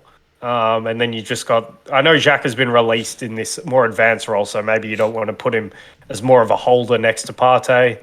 Maybe Partey could do the whole job by himself, and then the fullbacks tuck in next to him. So yeah, I think all in all, for the grand scheme of things, I think Mudryk would probably be a better signing for Arsenal, because he's young and he looks like he's got the potential to be, if not world-class, pretty close to it. He has been fantastic in the Champions League for Shakhtar. Really impressive. So, yeah, Arsenal are a TBD for me. It all depends, to Arteta's point of saying we're going to be active. Well, let's see how active they are and let's see what they bring in, and then I'll be then I'll have the tools to assess them properly for the second part of the season. Because right now with the Jesus injury, Yeah, um, it's thrown a spanner in the yeah, works. Like yeah, definitely, definitely. it's potentially a season derailing injury. Like And it when we yeah. and when we couple that with the fact that you still have to play City and Newcastle twice each, Yeah. yeah, it's crucial that they get someone in because another one as well. And this is the team that they might be the team that I'm looking forward to seeing the most, especially after I saw them in the Carabao Cup. But Newcastle, my God, Newcastle are a properly good team. Just a properly good team. And at this stage, I'm not ruling out a title challenge for Newcastle. I'm Really? actually just not. I'm not ruling it out. Like I'm not saying I expect them to even be in a I would title love race. it. I would love it. I would love it. I would love it if they're in a title race. Arsenal still need to play us twice. No, but honestly, they have been so impressive. Obviously, first part of the season, and then I know it's just the Carabao Cup, but like Still can't get over that rant. Oh man! You know what it reminds me of? Like What? like I play video games a lot, but like in all chat, like your team is winning and you start talking shit, and you end up just losing so hard. Like that's what it reminds. It's like and like the golden rule is never ever talk until like you're actually like winning. Like you're actually gonna win. Like and it's actually done. Like never ever talk. And to add to it, never ever talk back to Sir Alex Ferguson. That too. Yeah. You gotta lose that one. Rafa Benitez knows too well about that as well. Mr. Ferguson was the referee every single time. Facts. That mashup from Gimme Sport is just so funny. But anyway, I'm not necessarily expecting Newcastle to be in a title race, but as I always say, I wouldn't be shocked if they are because I just think they're that good a team. Callum Wilson is a properly good striker now. Miguel Almiron looks like a properly good difference-making player. They have the ability to bring Sam Maximan off the bench. The two Brazilian central midfielders are out of this world. And I can't believe we didn't see Mauro Guimarães in the World Cup. That was the crime that Tite made the worst, I think. The centre-backs look really solid. The goalkeeper's really good. The full-backs. Dan Burn is actually a good left-back. Like, who would have thought 6'7" Dan Burn? 7 foot. I know. He's a good left-back. And Kieran Trippier, I think, has been one of the best right-backs in Europe. So I fully expect them to at least be clinging on and fighting for top four the whole season. I somewhat put them as one of the favourites to actually finish in the top four. But yeah, I expect them to at least be fighting for the top four. And a title challenge isn't outside the realms of possibility. Now, this is all dependent on how Manchester City come back. But let's not forget, when we left, Manchester City were losing at home to Brentford. So this will be interesting to see how City come back, how Haaland has digested the World Cup and how competitive he wants to be with Mbappe. To your vengeance thing, maybe he's driven on by the fact that he wasn't playing there and he needs to restate his name to everyone again because the last month or 6 weeks has been dominated by Mbappe. So let's see how he comes back. And he's obviously had time to just keep improving, keep getting physically better as well. But yeah, you expect City to still definitely be City are the marker. I think if Newcastle or Arsenal finish above City, they'll win the title. I think it's not a shock to say that. So it all depends for me on what City we get. Do we get a City? And City sort of show this. They play to the level that they're required to play at. When Liverpool are pushing them to get 90 whatever points, they play to that level. So do they drop it and get into a title race with Arsenal and Newcastle because they're not. I think it will still be probably a high 80s point total, but I don't think it will quite be that sort of standard we've seen for 3 seasons, or two notable seasons between Liverpool and Manchester City.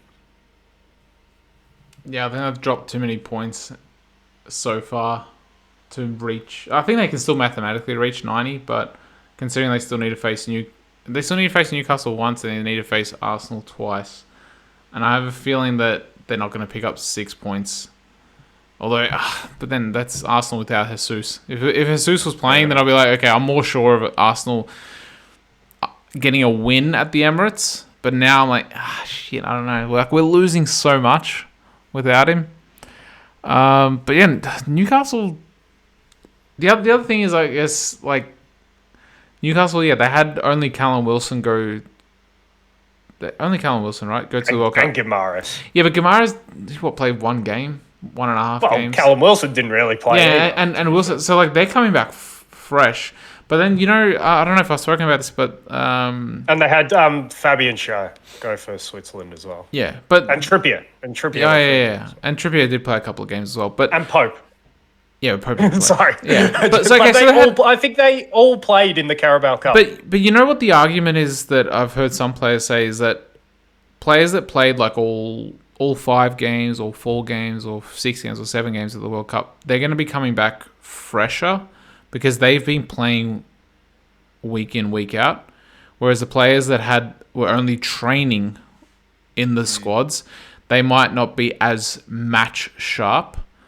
So, well, that could be an interesting point as well.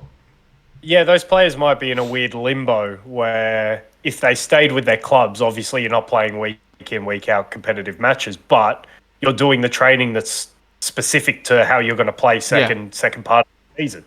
But these players were training in the way national teams were, but not playing. So, yeah, that might be a weird limbo for those players. Yeah, so and like Newcastle, like you said, they like once you listed them off, they didn't have anyone that played every single game, was there? Yeah, no. So, Schär might have played every game for Switzerland, but yeah.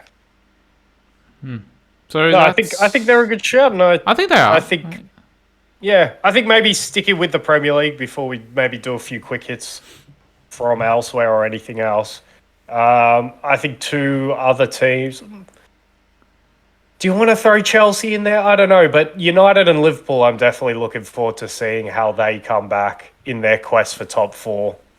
Chelsea are interesting because Potter's had time now. Like, this break would have been perfect for him considering he got instated, 3 weeks or 4 weeks prior to going to the World Cup.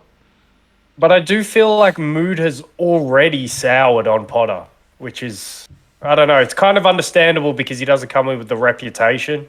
So when things start going a little bit badly, then it's easy to see how supporters of a club like Chelsea will get on a manager's back pretty quickly. So that will be an interesting development. January might be interesting for Chelsea, but they spent so much already in the off season, and now they want to spend like 120, 150 on Guardiola. Yeah, Guardiola was the talk. Rafael Leao's talk. Obviously, Nkuku's already coming at the end of the season. So yeah, that'll be another interesting. Is like if people have soured on Graham Potter, is he still going to be the man in charge when all these players, if and when all these players come in as well? So, yeah, Chelsea's a fascinating one. I think there's more instability with Chelsea. But, I mean, if you want to throw the instability thing around, you can throw that at Liverpool because they're going through a sale of the club.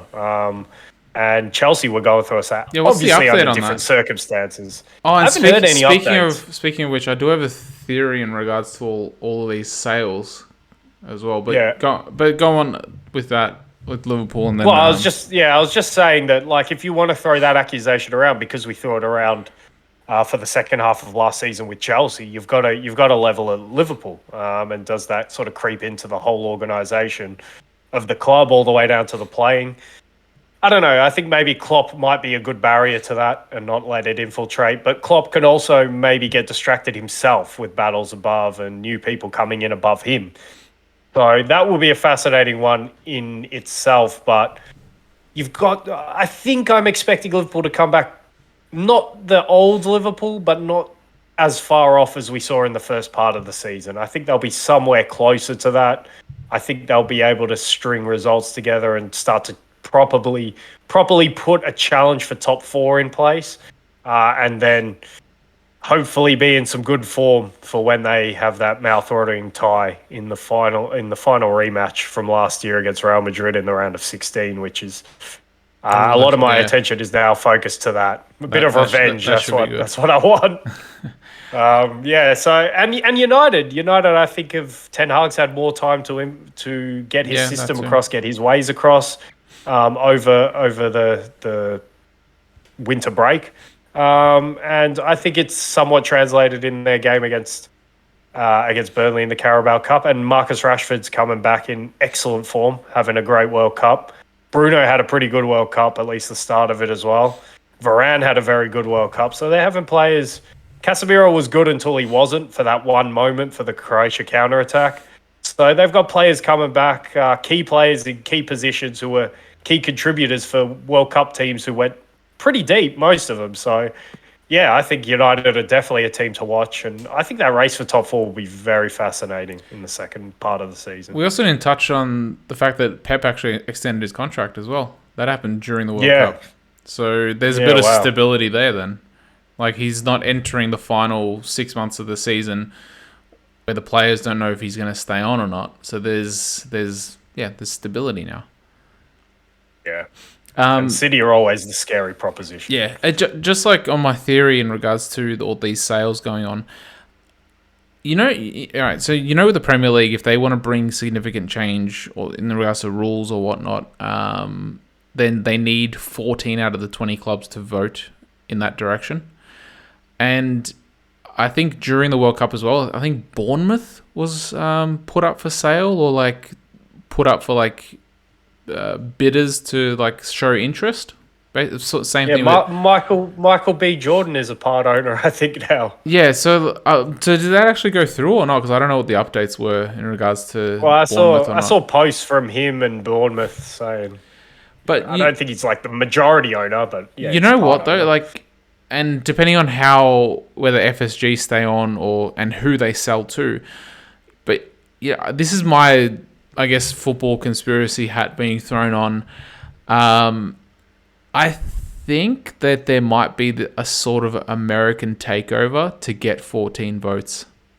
Because if you look at all the clubs, I know United apparently are interested in selling. So the Glazers are interested in selling. So it depends whether they sell to an American or not. But you have United, American, Arsenal are American, Liverpool are American, Fulham are American as well. Then Bournemouth, if that sale went through, they're American. Chelsea, so that's already 6. I don't know if there's any others in there, but that's 6. So they need another 8 votes to push their agenda along. And I don't know. I don't know about that's a lot of clubs. But you know what? But you know what? Also, also to push along this sort of narrative is, after everything that happened with Chelsea and Roman Abramovich, and there being, I guess, more light shed on the dirty money that's being, I guess, behind owners' riches and all that stuff, and then potentially using clubs to clean their money. Whether Abramovich did that or not, I don't know. But I think he lost a lot of money on Chelsea, but he bought a lot of success. So it paid off, depending on how you want to look at it.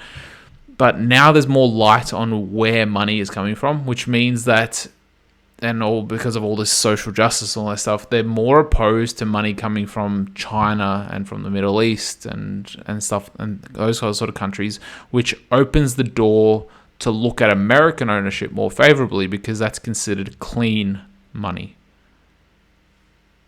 Yeah, no, that's a good point. And that's all different kinds of shades of grey within that.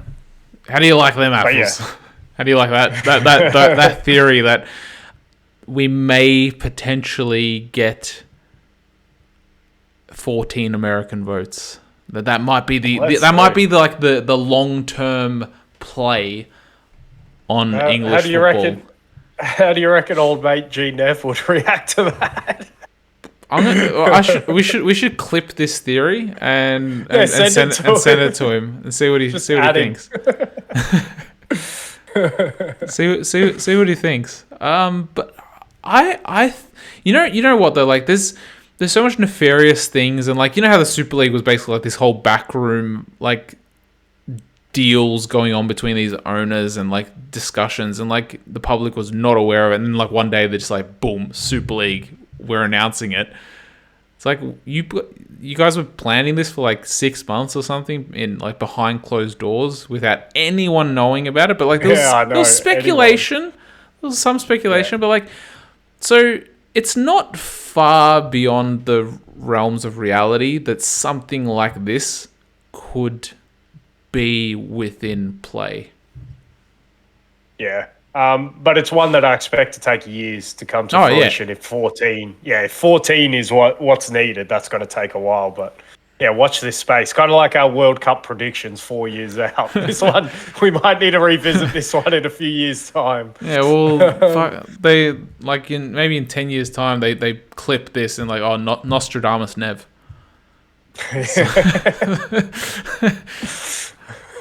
But then they get like the other 5 takes. So it wasn't so good. Yeah, it's like shit.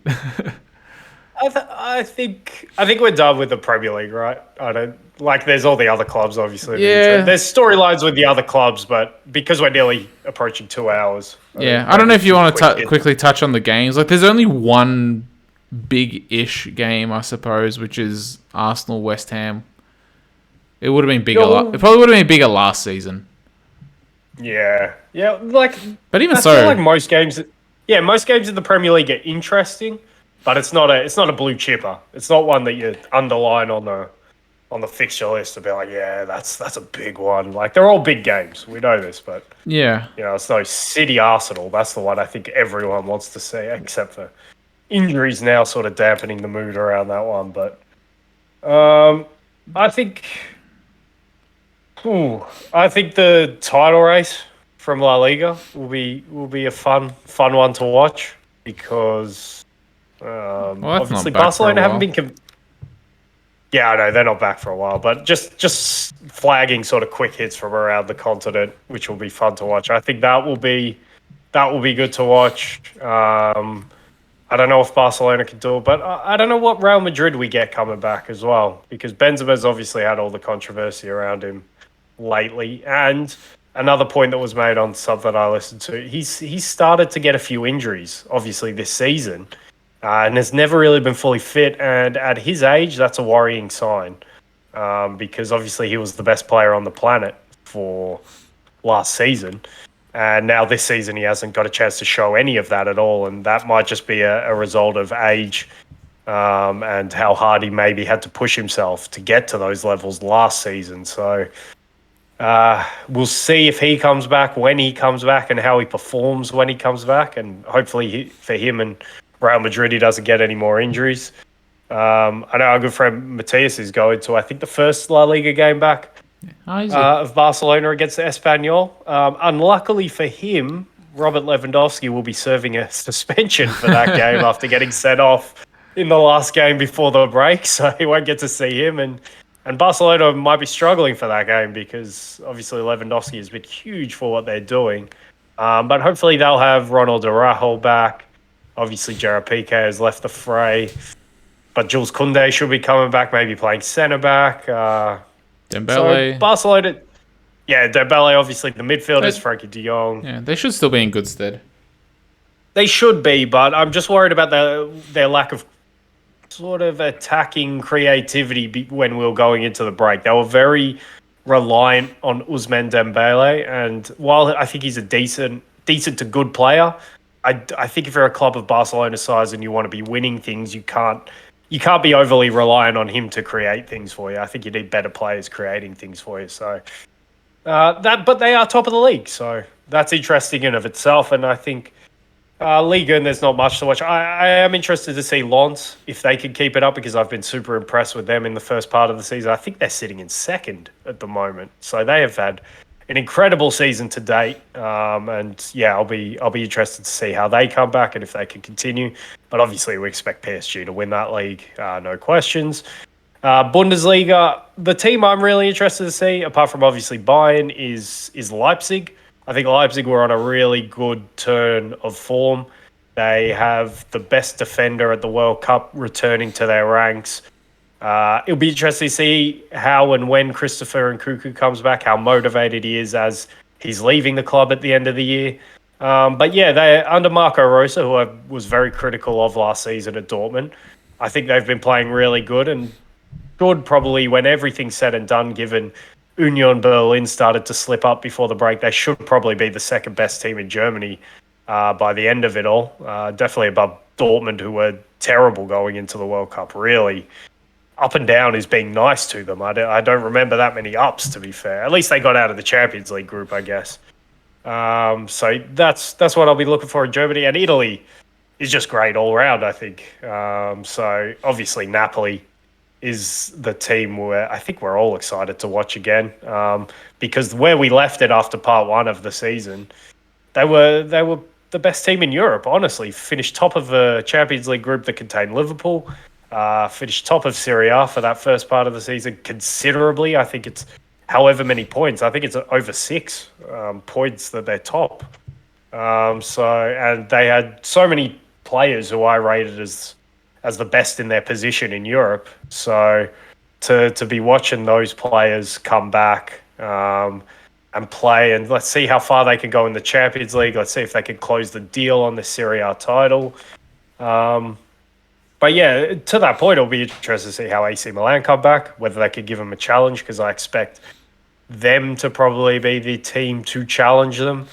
Juve were in a really good run of form going into the break, and Chiesa's had a month or 6 weeks or however long it's been now to keep developing physically, keep rehabbing his fitness going into games, so they could have a new player back. I don't know how far Paul Pogba's off as well, but if they start getting these names back, all of a sudden Juve look like an actually good team again. I know Moise Kean was going in with a bit of form as well, so if he can continue it, if Vlahovic can get back to early season form, Juve could make a run, maybe not at the title, but then again, maybe at the title, because Napoli are infamous for the way they slip up when they're in a position of power. So yeah, that's fascinating in itself. The other teams, Inter, Lazio, very interested to see how they come back as well. So I think there's great storylines all around. But yeah, I don't think we can comment on them until we see them, because I think the overall bigger picture thing will be, it'll be interesting to see how these teams come back. Do they come back better because they had time to work on things, or do they come back a bit worse because they had time to stagnate after maybe you were a team like Napoli who were riding this massive wave of momentum, and maybe that all just stagnated. So maybe they don't quite come back like the same Napoli. It'll be fascinating to see. And then just finally, all these players that we somewhat forgot about because they weren't at the World Cup. When you're thinking of like a Sandro Tonali, a Donnarumma, Sanse from Bilbao, Nico Williams, who we hardly saw at the World Cup. There's players that we've forgotten about. Obviously, a lot of Italian players as well, who we haven't been seeing in the last 6 weeks. So great, it'll be good to see them again, and yeah, bring on the club stuff, because we we don't really get a break from it. But let's go straight into it, I guess. And January transfer market. Yeah, that's gonna be an interesting one. I want to see who moves where, but then again, the January market isn't really that exciting compared to summer. And it's not just a January market, it's a post-World Cup market as well. Yeah, that too. So that adds a layer of spice to it as well. This next, probably all the way up until the round of 16 Champions Leagues is just, I think we'll be jostling for position and seeing where teams are again. And yeah, again, fascinating to see if we are where we were at when we left, or if we're in a completely different place with some of these teams. Yeah, because it's pretty much been a restart. So do teams hit the ground running and continue the way they were, like Napoli, like Arsenal, or do they need a week or two, 2 or 3 games under their belt to actually get the motor running? Yep. So it's going to be interesting. Couldn't have said it better myself. Yeah. Any other final thoughts before we wrap up this pod? No, let's just bring it on. Let's see some club football so we can sort of analyze it a bit deeper, and we can really talk about what we're seeing. But yeah, fun World Cup. Good to put a bow on that. And as we have to do with football. It's all the time, so let's move on, I guess. No predictions going into the EPL restart. Which games do you want? Yeah, no, I can't actually. There's not really any games. I can't give for I have no point of reference. I know that was the first part of the season, but that was so long ago. I know, and there's not really any. Yeah, let's just hope that our teams win. How's that? Yeah, please. Liverpool need to. Like, there's no time to ease ourselves in. We need to start winning. Yeah, so let's see how they go. And for everyone that stuck around, comment, like, subscribe, all that. Leave your comments on Salt Bay, please. Yeah. Show Salt Bay some love. He definitely needs it. Thanks for sticking around with us, and thanks for coming, and bye for now.